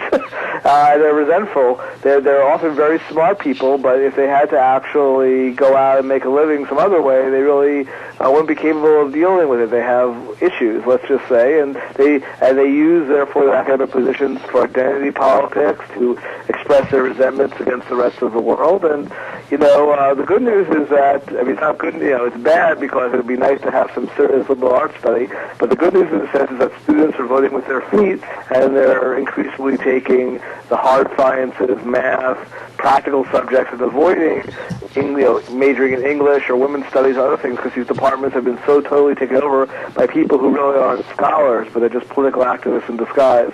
What do they want, though, David? 1991, I'm quite a bit older than you. I graduated from college in 1969. But what do they want? What kind of a society are they striving for? What kind of a political environment do they want? What do they want to see replacing capitalism? Have they got some guided efforts as to what they think would make this world a better place after 200 plus years of being the reigning ruler of the world? What do these people want? I don't think there's a formal, there's no clock of people who get together and say, here's our plot. They're fortunately way too disorganized and individualistic and all that for that. But, I think part of it really comes from a distortion of liberalism in the very broad sense of the word, of the idea of human progress and tolerance and freedom of speech and freedom of religion. What happened was we went from a situation, this is my own pet theory, so take it for what it's worth, but what happened was in the 18th century, everyone was poor basically, and there was no separation of church and state anywhere, there was no freedom of speech and so forth. And in 100 years, the world made at least the Western world made a huge amount of progress. We abolished slavery, we separated church and state, we established democracy, and so forth and so on. We emancipated women, and everyone said, well, look, we did all these great things. Now we need to get rid of poverty, and we need to get rid of racism, and we need to get rid of this, we need to get rid of that. But, it's a lot easier to just say church and state is separated. And it's a lot easier to say women no longer have legal disabilities. It's a lot easier to get rid of the legal underpinnings of slavery and to actually solve all of humanity's problems.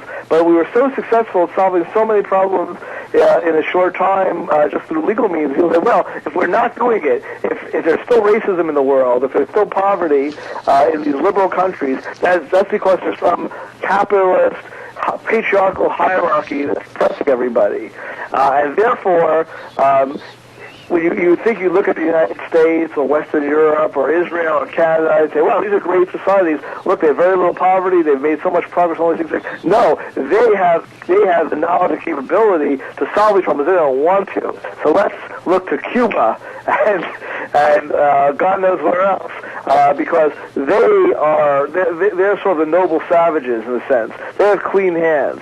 They are revolutionary societies, maybe, and they'll be perfect. Our society has proven it can't be perfect. We'll make new ones that can be perfect. So it's really less of a question of a really strong idea of what they want, and really more of an idea of tearing down what they have, because it's imperfect. You know, one final thought here, David, is that when you look at our society today, we've lost, in my opinion, this is my opinion, we've lost one ethic that would turn this whole world upside down and propel us right back into the leadership of the world the way it should be, and that is the work ethic. We've lost the drive. We've lost the desire. We've lost the want to be number one. Don't you agree with me that the kids today, the younger generation, through the colleges, through the education system, they've lost that work ethic, and if we don't try to get it back now, it's never going to come back in this world's history. Well, you know, I don't know how you feel about immigration, but I'll tell you what I find living where I live in the D.C. area. If I hire an immigrant to do something, they work really hard. Yeah. So I'm not sure if that's saying nice things about the immigrants or it's a sad commentary on our own culture, but that's the way it is. Well, you know, there again, though, I mean, I understand what you're saying, and yes, they do work very hard because they appreciate the work.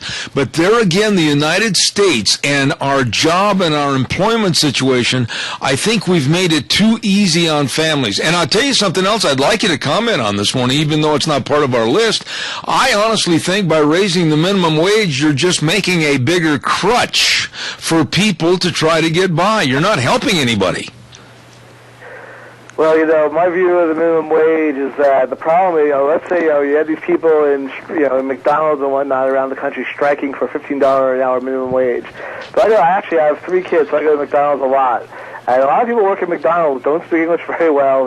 Some of them don't know how to read and write. You know, McDonald's now has these cash registers with pictures, so if you can't read the word hamburger, you can at least look at the picture. And who's going to pay someone like that $15 an hour to start? Yeah. So McDonald's may just get rid of those jobs entirely. They may say, for $15 an hour, we can hire someone who graduated college and is looking for their first job. Meanwhile, they want to make $15 an hour. They're not going to hire the people who really are the bottom rung of the totem pole. So I just think it really will just shift the jobs from the very poorest people who need the ladder, the first rung of the ladder, people who are already a rung or two above them. All right. David Bernstein, you're a good guy. You got to come back. George Mason University, professor at George Mason University School of Law. By the way, how's their basketball team playing this year? Any better? Are they going to make the tournament? I don't think so. Oh, okay. Unfortunately. All right. Well, good luck. Hey, God bless you, man, and thanks for coming on the program. Sure, no problem. Have a good day. Thank you. David Bernstein, Foundation Professor of Law at, of course, George Mason University. Thank you very much. Got to pay some bills. Got to have some weather. Well, in my trying to get everything back together again, and I'm been a while since I've been here in the saddle. Magic Valley Chalet. Oh my goodness sakes! Don't forget the Magic Valley Chalet, 1367th Street in Heyburn. 40% off all their Christmas candy. 20% off all the provolone slices. I love provolone cheese. 20% off all the cheese spreads, and you can make up a gift basket for somebody special, and they'll ship it for you. Wow! Great place to go. You're going to love it. The Magic Valley Chalet in the Upper Crust. 1367th Street in Heyburn. Here now, Michael Rogers Weather. Hi, everybody. Michael Rogers from MichaelRogersWeather.com. Clouds are going to remain with us. Temperatures are going to be on the, what's the best way to say it? Mild side, not cold. 38 for the high today. 45 for the high tomorrow, chance of rain and snow for tomorrow, and more to say for the day after tomorrow. But otherwise, enjoy the day, enjoy the weather. It's the only weather you got. All right, thank you, Michael. Brought to you this hour by the Magic Valley Chalet at 1367 7th Street in Hayburn. Really nice folks. And don't forget to stop in and check out all the savings on candy and provolone cheese, everything at the Magic Valley Chalet. Calls are welcome and appreciated. 436-2244, 1-866-927-4587. There's that strange lady in my office again playing with my leg. Hello, strange lady playing with my leg. It's my wife. Everything's on the up and up. I'm thinking about, no, you don't even know what I was thinking. Yes, I do. No. Your mind was running 120 miles an hour down the gutter. You were ready, like most of the listeners that drove off into the barrel pit, to think, what is he doing on the radio? Well, she was just putting my leg back up on the stand. Yeah, she was readjusting. Yeah, and I didn't see her come in, and it kind of went, whoo. You're like, hey, there's somebody underneath my desk. Yes, and I enjoyed every moment of it, quite frankly. Okay. I can see Kim Lee, honestly. Driving his little... What kind of a sports car does he have? Well, he's got a really nice... I think it's a BMW, and then he's got this nice little red sporty Lexus as well. What is that thing with only the 2 seats? That's the Lexus. Why? Why not? No, come on, Kim. How are you going to give somebody a ride in a 2-seater? It's meant for him and his wife. Well, yeah, I know, but I mean, there's other people like cowboys that would say, hey, come on, give me a ride in your car. Well, I can't because, it's custom fitted for my wife's posterior or something. I mean, come on. Why would you want a 2-seat car? It is a beautiful car, and I've actually seen it. It's got the top that actually, it's a hard top, but then the hard top lifts up and it rolls back down into the trunk. It is just, wow, it's a sweet little ride. Don't you just hate it when the economy turns bad? I know. I want one. Well, I thought he had a little kind of a tan and black one. That is the BMW. Oh. And that is actually a 4-seater. So he would give you a ride in that one. Wow. As long as he moved all the papers out of the way. Oh. Because that's his mobile office. I know a little bit too much about my boss. Yeah. What else do you want to share that possibly could get you a Kmart special? Oh, I think I'll just stop there. Oh. Yeah. Okay. So you have ridden in that car? No. Oh, okay. No. Does it do you have, like, at staff meetings, do you draw for lucky numbers? Employee of the month gets to go sit in the car or something? I should ask him if we could do that. Yeah. At least, hey, Kim, can I borrow the keys? Hey, Kim, if you're listening, can I borrow the keys to your car for a second? And I'm sure right now he just drove off the road. Wouldn't it be absolutely phenomenal to have him leave it over at the station someday with the keys in it, and we could all play Ferris Bueller's Day Off? Oh, that would be sweet. Wouldn't that be great to take that car and just down the interstate? Kim, double your insurance. Kim, double your insurance. Oh, I think that would be a case. And then roll the mileage back so he hasn't got a clue that anything went on. And then we would have to make sure that we cleaned it out and we filled up the gas tank. Absolutely. Yeah. Absolutely. We've got it all figured out. Yep. All right. Didn't hear a word of this. What is it, a 4-speed or an automatic? I have no idea. I've never been in it. Oh. For those of us that are the peons of society. Well, I'll tell you what I'm not going to do with him either. Well, I'm not going to give him a ride in my 2003-ton truck. I'll give you a ride in my 79 Chevy. There you go. It's got a 456 Buick in it. There you go. If he's standing on the highway, broke down with his BMW, I'm driving on by and saying, I couldn't get a ride in your car, you ain't riding in my truck. I bet you'd stop because you're a sweetheart like that. I would. I really would. I know you would. Okay. How you feeling now? Loony. Oh, yeah, I can tell just a little bit. Medication's working in good. I'm liking this. I'm liking this. Yeah. Yeah, of course. You do remember what we do have coming up next hour, right? No. Are you there? No? Okay, so coming up next hour, of course, Dr. History. I'm going to let him do most of the talking. Yeah, I think that would be a good idea. Yeah. And then, of course, our dear friend, David Bigo. Of course, Dave was the one that actually helped you get some of the doctors that you did. Oh, yeah. Correct? And the way things are and the way I feel, it might come down to the point where I might get on the air and say, Gina, old neighbor's yours. I got you covered, babe. I got you covered. Okay, so we are coming up up on the top of the hour, so is there any particular song you would like me to play for yours truly? Yeah, Gene Autry, I'm back in the saddle again. I'm going to have to look up that one. Okay. Okay. I'll pay a commercial. Let me know if you find it. Okay. Okay. Back to my commercials. Ladies and gentlemen, let's not forget Let's Ride. Highway 24 between Rupert and Burley, open Tuesdays through Saturdays, and oh my goodness sakes, where the fun is sold. They got all your snow machines. They've got all the accessories. They've got everything over there. Best parts and service department in the valley. Oh, what a great bunch of people. They've got all the ATVs to get ready for this next season. Again, I just reiterate, they've got I said reiterate fine that time. The last hour I tried it when I wasn't feeling nearly as good. Couldn't say it. Anyway, I reiterate that they've got everything you could possibly want over there where the fun is sold. Highway 24 between Rupert and Burley. Let's ride. You stop in and see them today. You find it? No, I'm looking. So I think I'm going to play you an Alabama song instead. What kind of an Alabama song? I'm in a hurry. I'm in a hurry? Yeah. And you know, either that you can get Born Country or Tennessee River. No, but sitting here when you're not used to sitting and drinking, well, never mind, In a Hurry would be a good song. You got it. I got that coming up for you, mister. All right. I tell you what, you go ahead and play the song and segue right into the news, and I won't miss it at all. Okay, I will do that. Okay, thank you. Okay, we'll see you here. We'll be back in 6. Now, there are those that are going, look at that pill pusher there. Holy cow. They completely understand. I hope so. They do. I've got to sell some food, and then we'll get Dr. History on, okay? Okay, you sell some food. Ladies and gentlemen, don't forget the Chadwick Sports Grill at 139 West Main in Burley. Today, beef stroganoff with garlic toast, super salad. It's delicious, always is. Great people, great surroundings, fantastic environment. You're going to love it at the Chadwick Sports Grill, 139 West Main in Burley. You stop in and see them today.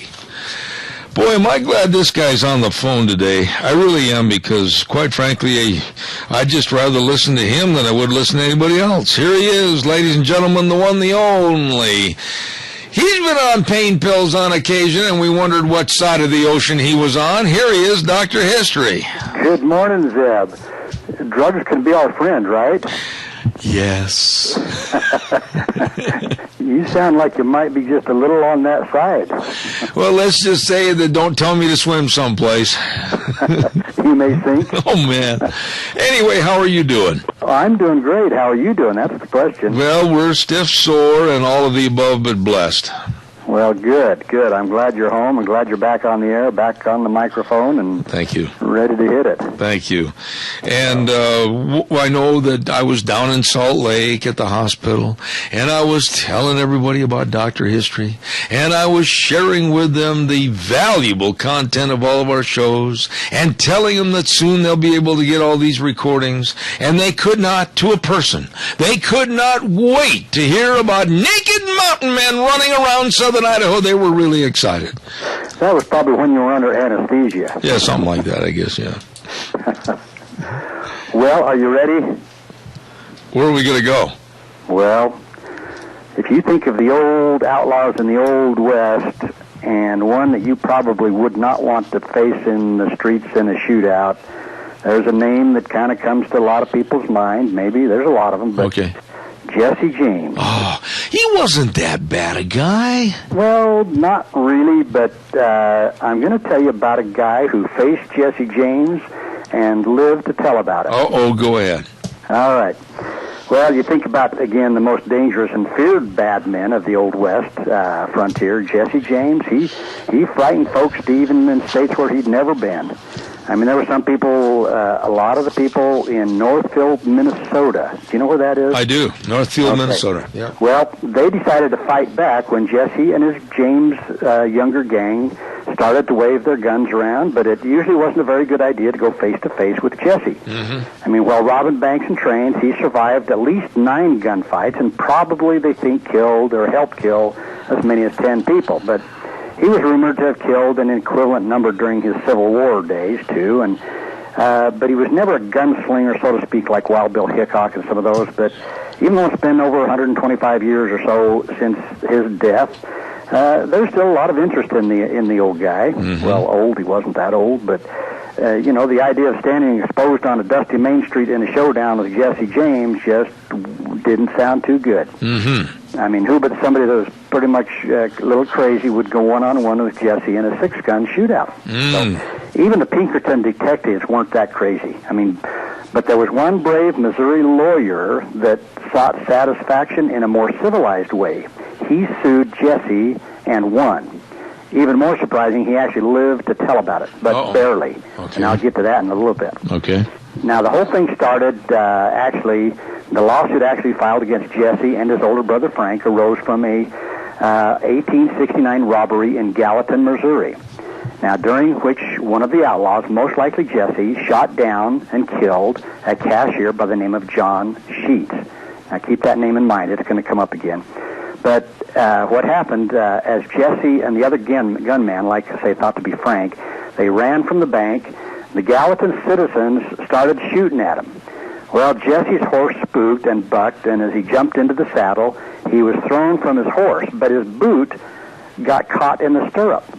And so here he is. He's being drugged down the street by his horse. Now, displaying the horsemanship and coolness under fire that would make him a legend, Jesse pulled out his knife, cut the stirrup, and freed himself from his horse. And, of course, his horse took off, so he jumped on the back of Frank's horse. So here's the two guys riding out on one horse. Now, by about a mile outside of Gallatin, they were, of course, being chased by a posse. Well, they came to a guy by the name of Daniel Smoot. Now, Daniel Smoot was a pretty well-off, well-to-do farmer. Now, the outlaws forced Smoot at gunpoint to hand over the saddle horse he was riding. So the gunman then took off, leaving Smoot standing in the road. Now, there was a magnificent racehorse left behind in Gallatin, and by mid-December they identified this as the property of Jesse James. And so this was actually Jesse's mare, and the name of this horse was called Kate. Okay. Now, Kate was one of the finest and fastest horses in Missouri and had been entered in the St. Louis Fair and won several races. And obviously, if you're Jesse James, you want a fast horse. So, but Kate was left behind. Now, this was the first tangible evidence that led criminal charges against the James boys. Now, the county grand jury issued a murder indictment against him, and authorities posted a $3,000 reward for his capture or his death, either one. And with the murder of the cashier, this guy named Sheets, at Gallatin, this was the beginning. 22-year-old Jesse James had pretty well announced his outlaw presence to Missouri and to the rest of the country. And from this point on, he would remain a wanted man the rest of his life. Now, horse theft wasn't anything new for Jesse, but now Farmer Smoot, his reaction was a little different. He hired a young, ambitious lawyer by the name of Henry Clay McDougal. Okay, now we're going to talk about this McDougal. He's the main character in this. But he'd only been practicing law for about a year, and he wanted him, the farmer wanted him to sue Jesse and Frank James for the value of the horse Jesse had stolen, and McDougal also sued for possession of the thoroughbred racehorse, Kate, that Jesse left behind. All right. Now, McDougal had been a Union Army veteran. He was also a friend of the cashier that had been shot, so he took on the case. But he soon discovered that he was not Smoot's first choice for counsel. Every one of the other 8 lawyers in town had turned down the farmer's request for legal counsel because, he was young, he was inexperienced, he was the only attorney in town brave or foolish enough to take the case. As to prove the case would probably hang the murderer, which of course was Jesse. And this was an age when to raise your voice against the James boys could probably cost you your life. So again, here's a lawyer that's going to take on the James boys. What you're telling me is that even back in those days, the fear factor of being a lawyer and going after somebody that was pretty well known and notorious, I should say, they were afraid of him. Oh yeah. Okay. None of the other lawyers would even step up to this. Okay. So, like I say, he was young. He was, like I say, maybe a little bit foolish or brave. We don't know. But so anyway, McDougal filed the lawsuit, and there were a couple of men that went up to McDougal, kind of took him around the corner of the old Gallatin courthouse, and said, Jesse James has sworn that he's going to kill you for seeking possession of the outlaw's favorite racing horse, and McDougal said, well, Jesse knows me, but I don't know him, so he says there's nothing left for me to do but take my medicine and just keep it going. So, But Jesse had kind of picked the wrong lawyer to threaten. Threats only prompted McDougal to work with the Pinkerton detectives to track down Jesse. Oh, boy. So here we go. Now, McDougal's suit against Jesse James didn't hurt his popularity either. I mean, in fact, he became somewhat of a celebrity. He was elected mayor of the town a couple of times and elected judge later on. So this really kind of picked up his career pretty good for him. Mm-hmm. Now, surprisingly, this kind of surprised me, Jesse James lawyered up, and the legal fight was on. He actually got a lawyer. Frank and Jesse hired a guy by the name of Samuel Arbuckle Richardson. Oh, just like the coffee company. Yeah, so, and he was the most experienced and successful lawyer in the country to represent the James boys. Now, his knowledge, Richardson's knowledge of the law, made him one of the most formidable lawyers around. I mean, men either loved him or hate him, I guess, depending on which side you're on. So his first move was to ask the judge to squash the complaint, because Richardson argued that it had not been established that the James boys had received the lawsuit. Mm-hmm. You have to serve the lawsuit. Okay. Okay. So the judge granted it. He said, well, unless you can serve the complaint on the James boys, this lawsuit's dead. So what happened was, for some reason, Jesse started writing some letters to the press, to the newspapers. So there was kind of a battle of the press going on here. And Jesse, in letters to the editor, he would profess his innocence. He claimed he was being persecuted for being a former Confederate soldier, and he said he would turn himself in if he was guaranteed a fair trial, which, you know, we know they never would have done that, I don't think. But, you know, he was hoping that this would work. Well, McDougal, he decided to fight fire with fire, so he sought to try the case in the newspaper. Oh, boy. So McDougal conceived of a pretty good idea at the time. He obtained an order from the Gallatin court that allowed him to inform Jesse of the lawsuit by publishing it in the newspaper. So now the lawsuit was served, and the lawsuit was allowed to proceed. So anyway, Jesse, of course, denied he was in Gallatin on that day and denied he'd stolen Smoot's horse. And after about 2 years of legal gunslinging, if you want to call it that, Jesse found himself outmatched by McDougal's legal skills and unable to fight his way out of the lawsuit when Jesse and Frank refused to appear for the trial. I mean, obviously, they're not going to come to a trial. The judge ruled in Smoot's favor and awarded him with Jesse James' prized racehorse, Kate. And, in fact, Kate remained kind of an object of considerable interest for visitors, and Smoot raised some really nice colts from her. And, like I say, Jesse elected not to appeal, but true to his nature of being an outlaw, he twice tried to murder McDougal. Mm-hmm. Came close a couple of times. Mm-hmm. In fact, in 1882, news came that Robert Ford had killed Jesse. Right. So he was dead, but McDougal found out that there was a point back when Jesse was still alive that there was one evening McDougal and his wife were taking a stroll arm in arm. Well, Jesse and two of his cohorts had waited in ambush behind a hedge. And we don't know if it was her presence alone that kept Jesse from shooting him, but or Southern chivalry or desire to not leave a witness. But anyway, Jesse didn't take the shot. But on Jesse's last visit to his boyhood home in Kearney, just before he moved to St. Joseph, the outlaw had tried again to kill McDougal. Jesse took a shot at McDougal as the lawyer was sitting in a train car, and McDougal had been returning to Gallatin from Kansas City. Well, Jesse's shot shattered a window just right next to McDougal's head, showering glass on his face, and McDougal recalled the incident, but he didn't know who had done this. But at the time, he told his wife that, he says some young kid had thrown a rock through the window. You know, he didn't want to scare his wife. But he always suspected the truth, that McDougal really had never been able to be sure who had fired that shot, but later he found out that it was Jesse. Well, you know, one question I've got as you go along here is that here we're talking about Jesse and Frank James, two of the most notorious outlaws of all time in American history. Right. And they get sued and honestly honor basically a court case? Why?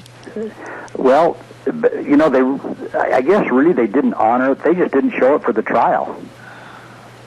You know, I mean, and I guess the question too is, why would they even hire a lawyer? Well, kind of, yeah.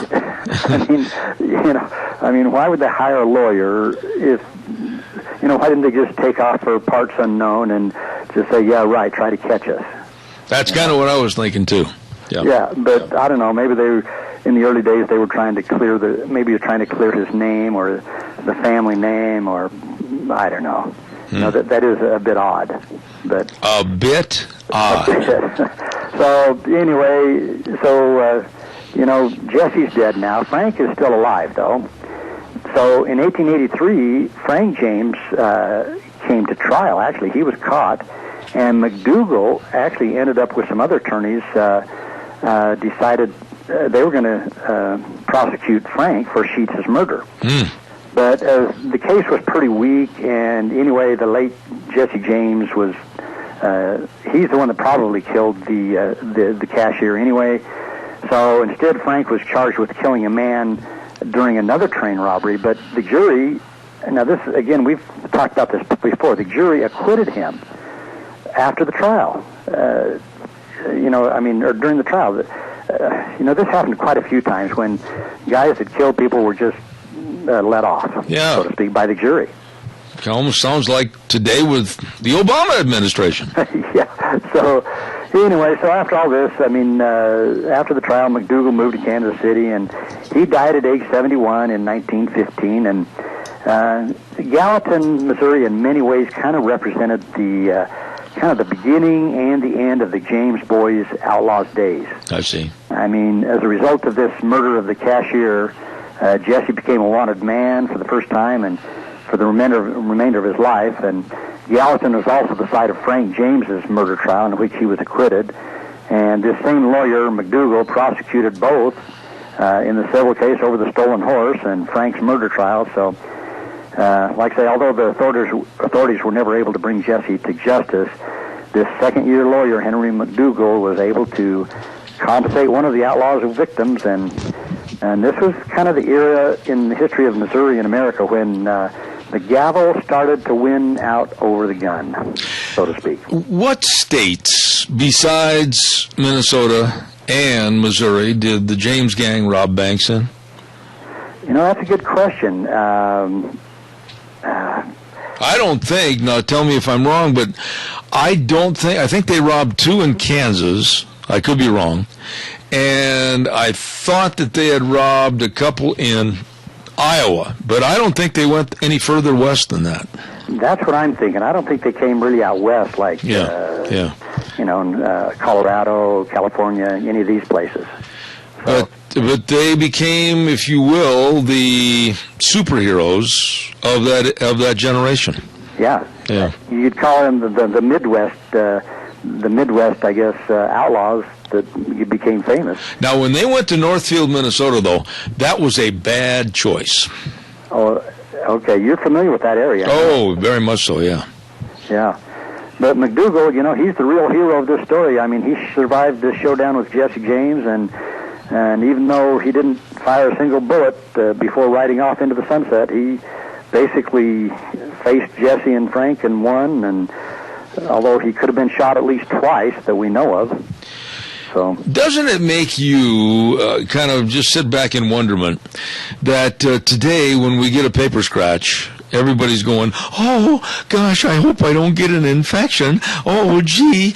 And when that gang went to Northfield, Minnesota to rob that bank, I mean, one of the James Gang members, I can't think of the guy's name. He was one of the brothers. Younger brothers.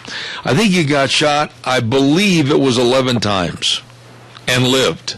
Oh, okay. Now, how in the world without medication and antibiotics, you just got to sit back and wonder, don't you? Oh, yeah. Yeah. And, you know, we've talked before about infection being the cause of a lot of deaths, even if you cut your finger with an axe. Or you got even a flesh wound, sometimes you just died anyway. Absolutely.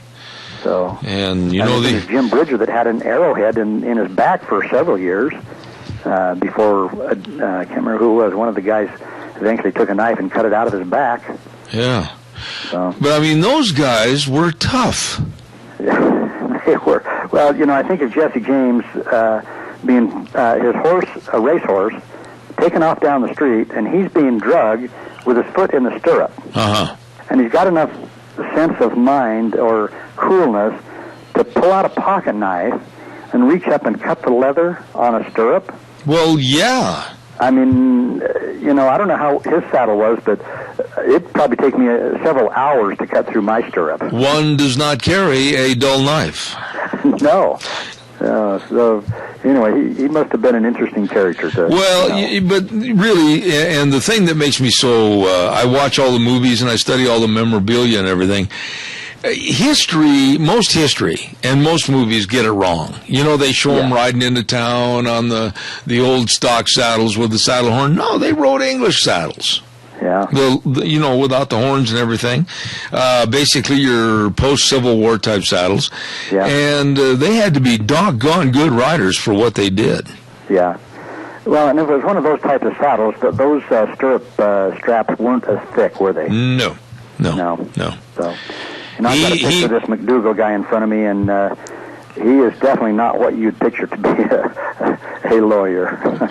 Well, yeah, but the whole story about Jesse James comes down to one final point. Did the rotten little coward, Mr. Howard, actually shoot him in the back of the head? Yeah, well, now, Robert Ford is the one that... Oh, Mr. Ford. I said Howard, didn't I? Yeah. Yeah, I apologize. Howard killed... who was it? Yeah. The other guy.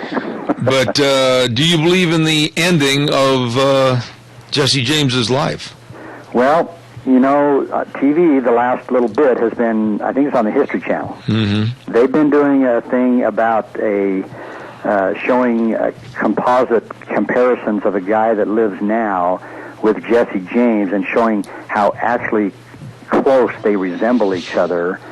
And this guy claiming to be a son or grandson, I can't remember, of Jesse James. Which, really? Again, would indicate that, the theory is that Jesse was never killed. Yeah, see, we had this same discussion, though, over Billy the Kid and some others. Right. Yeah. And Butch Cassidy, Yep. Guys that, if they could figure out a way to get killed, so to speak, and then stay quiet. Well, normally when you figure out a way to get killed, you will stay quiet. That's true. Because you're usually... I love your thinking, Doc. Yeah. But what are we going to talk about next week?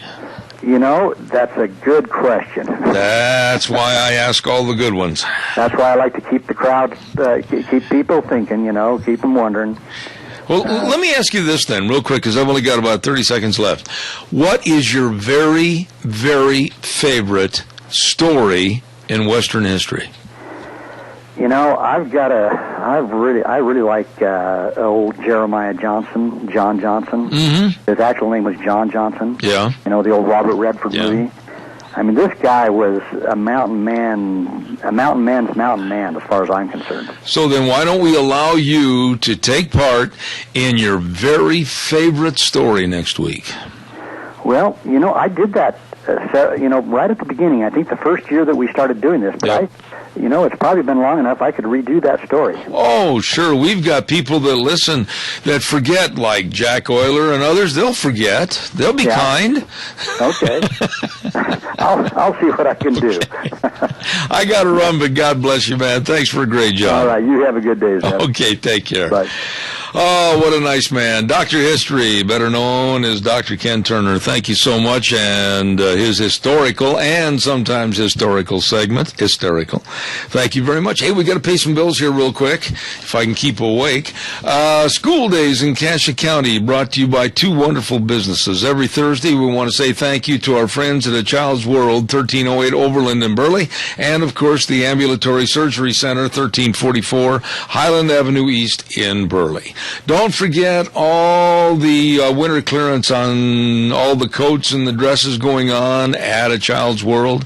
And it's a great place, fantastic place to go for your birthday presents and free gift wrapping. You're going to love the people, and they do so much extra for you at A Child's World, 1308 Overland in Burley. And don't forget, too, the Ambulatory Surgery Center on Highland Drive in Burley can save you hundreds of dollars and give you outstanding medical care. If you need a colonoscopy from an experienced board-certified gastroenterologist, and Gina is so proud of me, I practiced that in the hospital last week, and all the eye surgery, carpal tunnel surgery, everything at Ambulatory Surgery Center, 1344 Highland Avenue in Twin Falls. We'll be back in just a couple of minutes. And now back to Zeb at the Ranch on AM 1230 KVAR. To reach Zeb, call 436-2244 or toll free 1-866-927-4587. And now, here is Zeb Bell. Shazam! Who was that used to say Shazam? Was that Gomer or Goober on Andy and Mayberry? I can't remember.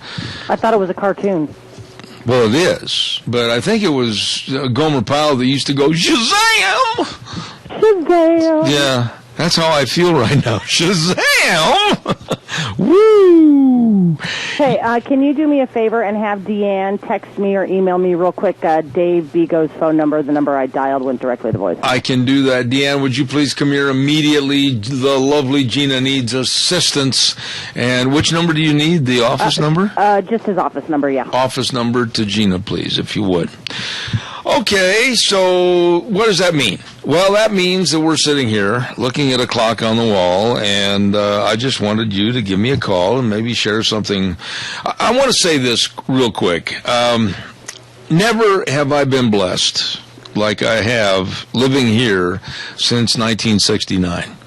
Our friends, and I mean that our friends, our neighbors, our fellow church folk, and everything else, holy cow, people are wonderful, and they've been so good to my wife and myself over this last week. I mean, we had friends go down to Salt Lake and be there with us at the beginning of the surgery. We had friends that were there when I came out of surgery. And if they were sitting in the same room with me, blathering and shooting my mouth off, not knowing what I was saying, and we're still friends, that's a good thing. But I'm so impressed with people and friends, and I mean that from the bottom of my heart. Thank you for all your cards. Thank you for all your calls.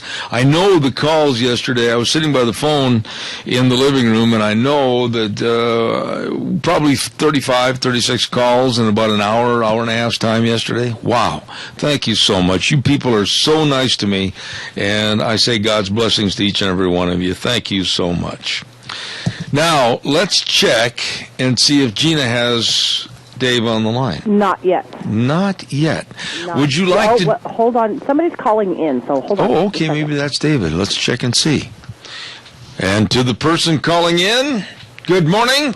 Enter and sign in, please. This is What's My Line? I can tell by the giggle. I can tell by the giggle. This, ladies and gentlemen, is the famous giggle of one of the greatest entrepreneurs in America and one of the greatest guys you ever want to meet. Here he is, known on the golf course as old Giggling Dave, Dave Bego. Good morning, sir. Good morning, Zeb. Giggler? I haven't heard that one before. Listen, man, when you're on all the drugs I'm on doing a radio program, you take what you get. I love it. How's the leg doing? It's letting me know that it's there, and it's a little sore right now after 3 hours of sitting in this chair, but we're going to make it. I might have to cut loose a little bit early and have Gina finish up our interview, but how have you been, Mr. Bego? Well, I don't want to make you feel bad, but I played basketball last night in full court, and I'm a little sore today, too, but I made it. Well, of course, now, due to the fact that you don't have anything else to do on Sunday afternoons leading up till February Super Bowl, now that your team is also gone, what happened to your Colts, my friend? They got run over. I mean, I thought the Patriots had a great run offense, and they used it to their advantage, and Colts made some mistakes they shouldn't have. So, but, you know, we got good things to look forward to next year, so... we're happy. Dave, let me ask you a question here real quick. Now, you've been an all-around athlete and everything, and I've been around sports all my life. What's going on in sports today? Are we more cognizant? Are we more aware? Are there more serious injuries? Are there more devastating hits? Are we more informed? What's going on? Because every week we're watching per game, maybe 5 and 6 guys leave the field. Well, I'm sure that there's maybe a little more violence today. I don't know, Zeb, but I think it's always been there. I played football in college, and there was a lot of big hits there, and people were getting hurt. But it's kind of one of those situations. The risk goes along with what you're doing, and it's like anything, whether it's sports or if you're going to go out and you're going to wave run or you're going to snorkel, and there's a risk in anything in life. And I think sometimes we're getting to be a society that we make too big a deal out of that, instead of being like our settlers and forefathers who started this great country, and they went out and they fought Indians and they lived in the woods and they had to hunt for food, and they suffered cold and everything else. But you know something? They were tough people, and they stood up and they made it. Well, see, that's the point I was going to go after. It seems today, more so than ever before when I've been on God's great earth, they make more of becoming and returning to a wussy attitude. And the American male is a thing of the past, and I see all these different rules be putting in place to eliminate or try to eliminate the possibility of danger or the possibility of any injury. Dave, society cannot be Simon Pure. Well, that's right, and the bottom line, Zeb, is I think we're getting too soft. And what happened to the whole old American spirit? We were going to go out and we were going to work hard for a living, and we know there's going to be risk and dangers involved, but we're going to do it because that's the American way, and we're going to lead the rest of the world. Instead of, we got all these people out there that want to take care of everybody, and they want to make excuses, and they want to do everything they can to save people. And I think some of that's noble causes, but I think we're taking it too far. So what do we do to turn this around? It's started itself in the school systems now as early as the education years of elementary and kindergarten. We're seeing to where, oh no, there's a risk factor. Johnny better go outside and at recess just stand in one spot. Don't run, Johnny. Good heavens, you might trip and fall and hurt yourself. What kind of a society are we bringing up? Zeb, I don't know, and I'm not sure how we reverse it. I think that, one way I think we could is if we got control of the media and we start talking about what it really takes to be successful, not just in America, but in life in general, and that people understand that, they're going to have to be self-sufficient, they're going to have to take risk, and at the end of the day,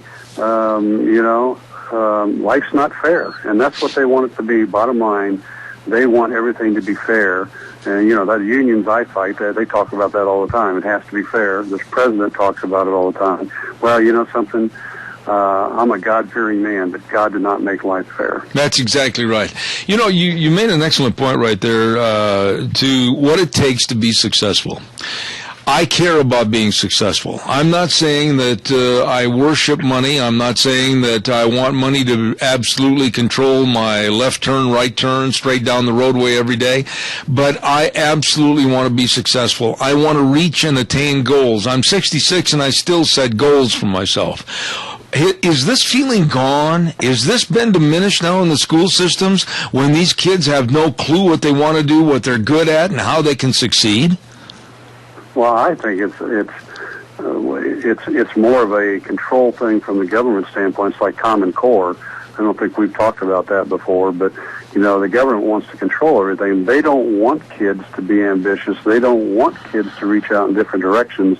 They want everybody to be the same, and they want them to learn certain things and do certain things, and so they can decide what kind of life path people are going to have. And if you read the Department of Education's documents on Common Core, That's exactly what it is. They want to determine by 7th or 8th grade what the kids are going to do the rest of their life.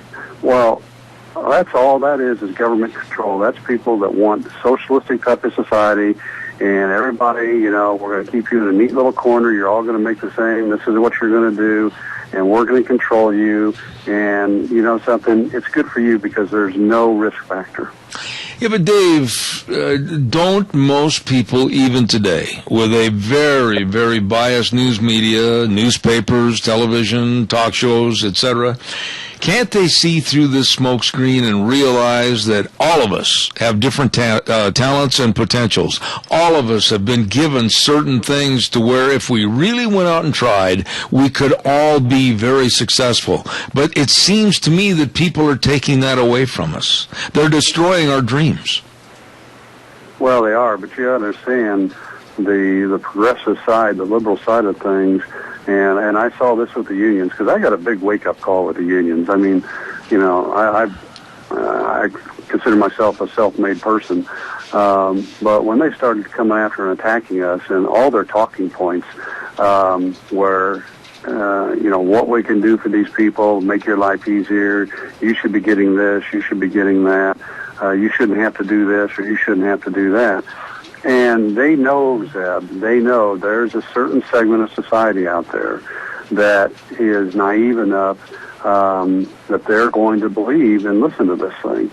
Or there's a certain segment that just, they're not paying enough attention to it, and they just kind of go with the flow. And that's how this president got elected. That's how the unions try to organize people and get people into the union. And they're trying the same tactics, and somehow we've got to counter this. We've got to wake people up and say, quit listening to this. Take time out of your daily life and really look at things objectively and realize these people are telling you fairy tales. What do you do at, let's say you have a staff meeting, and let's say that maybe you're going to be speaking to a major group back in Indianapolis or anywhere around the country. What's the number one thing that you, Dave Bego, want to give to people through your speech to make them look at the needle and not stay at dead center and have that thing peak to the right, get out and do something successful? What do you tell people? Well, you know, I tell them a little bit about my story, obviously, and my background. That you know, and a lot of people don't know this. My dad had a high school education. His dad died when he was 12 years old, and his mom had to raise 3 boys. And they all became fairly successful. My dad was the vice president for American General, and but it was all done through hard work. It was done through diligence. It was done by doing things the right way, you know, using moral business tactics and that, and hard work. And if people really want to succeed in life, they have to do those things to get there. And that's kind of what I've done in growing my companies, and I still do it today. You know, I look at it, I'm on call 7 days a week, 24 hours a day for my customers and my employees. Mm-hmm. Now, when you are hiring someone to be the head of this office or whatever, what are the attributes that you're looking for in people today that maybe are hard to find? Well, I look for good people, number one. People that have a good moral backbone and upbringing. I look for people that can communicate well. I look for people that have an open mind and that are willing to listen and move ahead.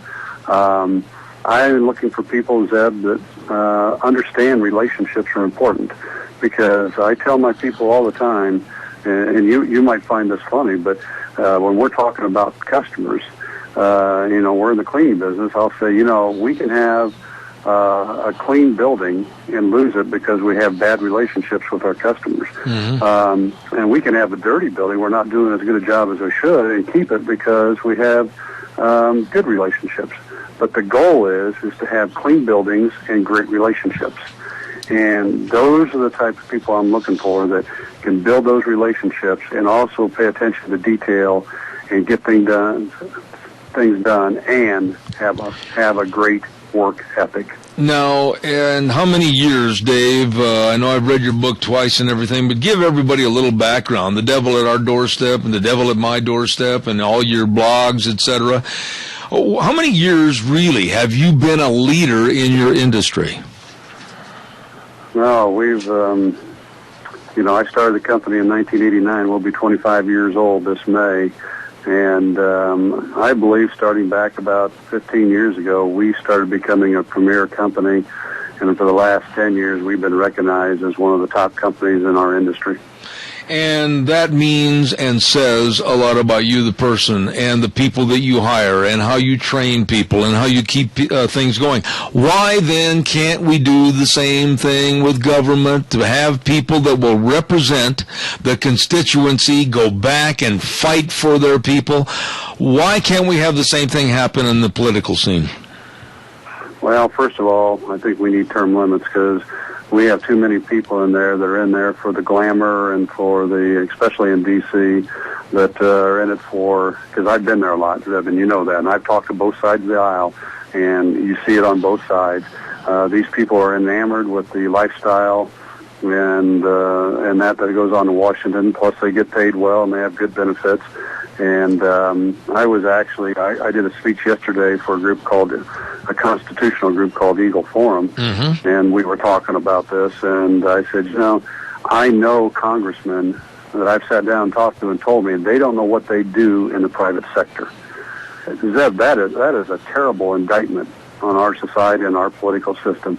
We need people to go there for term limits, be there a few terms, get out and go back to private work, because you know something, when you get people in office that have the experience that it takes to run a business, understand how private industry works, when they go to Washington or their state house or wherever it may be, they understand the common sense approach that needs to be taken in this country. Okay, but there's so many good people out there that understand the value and the ethics of working hard and trying to achieve. Your book should be an inspiration, and I urge anybody that hasn't read the book to go get a copy of it. But we can't seem to get those same kind of hard-driving, succeeding and always achieving people into politics that are going to run our country, whether they're going to be a part of national security negotiations, whether they're going to be economists with our politics, or whether they're going to be a part of maybe the schools. How come we can't get good people to be in politics and speak up for the betterment of our value system here in America?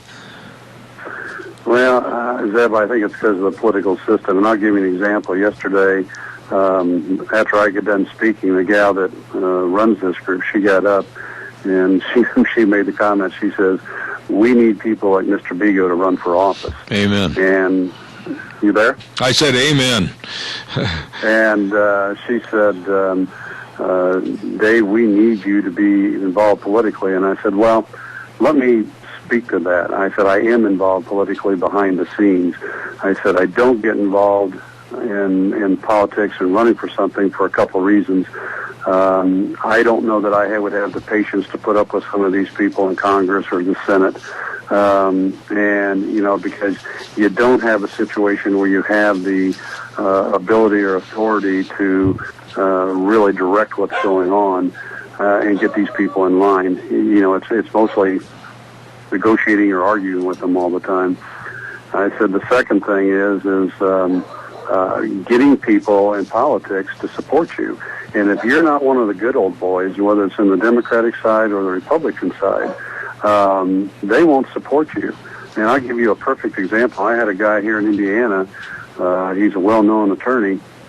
And I was trying to tell him some of the things that needed to be done in the political process and the type of people that we need to get in there. And Zeb, he kept looking at me like I was crazy. And I finally looked at him, and he went to the same college I went to, and he looks older than I do. At least I think he does. And I looked at him, and I knew I graduated in 75. I knew he graduated in 78. And I said, you need to respect your elders. And he looked at me. He says, what do you mean? I said, well, you're not listening to me. I said, you're just caught up in your, the way you think this political system should work, and you're missing out on people like me and other people that would do a great job for the state of Indiana and for this country. He says, what do you mean? I said, well, he says, respect your elders. I said, well, by my count, I graduated in 75. You graduated in 78, so I'm 3 years older than you. And Zeb, he just got all huffy and walked off, and he won't talk to me anymore. Oh, my goodness sakes.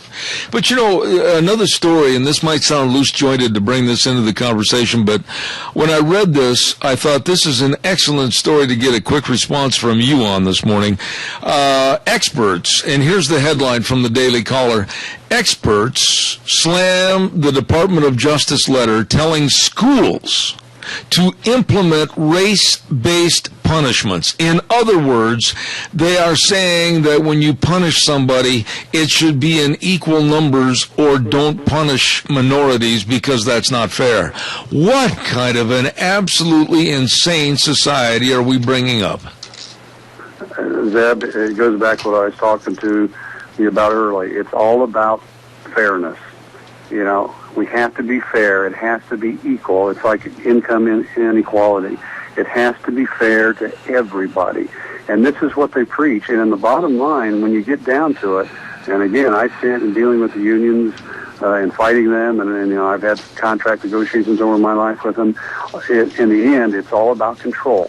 Because if you say, okay, we want to be fair to everybody, it's the same, they're all going to get the same, nobody's going to be singled out. I mean, I don't know if you saw I think it's up in Michigan, the union's trying to get back pay and everything for a teacher that was on drugs and hurting people. And but they're saying, well, it's the only fair thing to do. We got to be fair to this person. It's all about that, Zib. So at the end of the day, they can control us. They can control this country. Absolutely.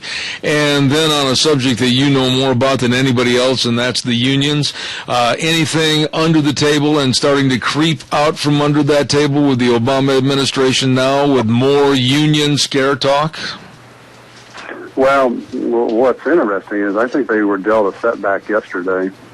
And I just put out a blog today. It's kind of a reprised one. The Supreme Court was going to hear two major cases, and one was held in November on the neutrality agreement, and the Supreme Court decided to pass on that one, which was sad because that could have eliminated forced unionism if they would have ruled against that. But the other one yesterday is they heard oral arguments on the recess appointees that Obama put on the National Labor Relations Board several years ago. And from all intents and purposes, from what I heard yesterday and what I'm reading, is that even the liberal justices are against Obama's appointees, and that they could be found unconstitutional. And what's good about that is all these regulation changes they've made over the last 3 years, and new rule promulgations and overturning past decisions would all be thrown out. And it would really put a big hit on big labor because they were looking forward to these in their forced unionization corporate campaign scheme. So some good news yesterday. We won't know for sure until June, but it appears the Supreme Court's headed in the right direction. Final thought, Dave, short answer on this, but I believe honestly that we're looking at crunch time right now for Obama to try to implement and install anything and everything for a far-left agenda. What do you think he's going to do, first of all, on immigration reform? Is that a big worry of yours, or is it going to be another subject? Well, I think it's going to be a bunch at one time because this is what they do. And again, and people think I'm crazy, but I've seen it and I've faced this. They like to throw a bunch of things at you at once, so they overwhelm you. It's like overwhelming the system. And I think you're going to see the minimum wage law. They're going to continue to fight on the unemployment front. Immigration's going to come up. They're going to throw, they got new NLRB people in there. They're going to throw out new regulations on to put clamps on businesses. I think you're going to see more out of the Department of Labor. I think you're going to see the thing on global warming and the EPA come back and resurface. And they're going to be throwing all this stuff out all the time. and telling the American people we're doing this for you, and we love you, we want to take care of you. It's only fair, because they're going to be trying to buy votes for the midterm election. Absolutely. Great author of The Devil at Our Doorstep and The Devil at My Doorstep, along with a weekly blog, and this man is just absolutely one of my dearest friends. Dave Bego, God bless you. Thanks for being on the program, and please know I'll be in touch in the very near future. Well, thank you, and you take care of that leg, and hope you get better soon, and have some patience with your lovely wife. It's the other way around. I hope she has some patience with me. Thank you, David. God bless you. Thanks so much. Take care. All right, take care. Honestly, one of the nicest men I've ever had a chance to be around on this program, and I say thank you to him, Dave Bego, in Indianapolis, Indiana. Real quick, I want to remind you about all 7 of your Magic Valley Les Schwab Tire Centers doing a great job serving you with all the different tread design on the tires that'll get you through all the snow, the ice, and the muck. And, of course, don't forget they've got the tires pinned for studs. They can have the best for you in front-end alignments and shocks and struts and brake service, tire chains. Don't forget the best in batteries. It's all there for your driving safety at your Magic Valley Les Schwab Tire Center. Stop in today and see Lane and Rupert, Dave on Blue Lakes and Twin, Mike and Buell, Mike and Jerome, the Twist family and Paul, John on Poline and Twin, and Randy, the old Seahawk fan, on Overland and Burley, your Magic Valley Les Schwab Tire Centers. Quick note, thank you to everybody for being so kind to Deanne and I and offering all your help and assistance. Thank you. God bless all of you. I made it through the first program. Wasn't easy. We made it through, and there's a gal sitting over at that main studio by the name of Gina Jameson. She is pretty special. And there's a lady sitting right here, Deanne. God bless both of you. Thank you. We'll see you tomorrow at 8:06. Zev at the Ranch. God bless.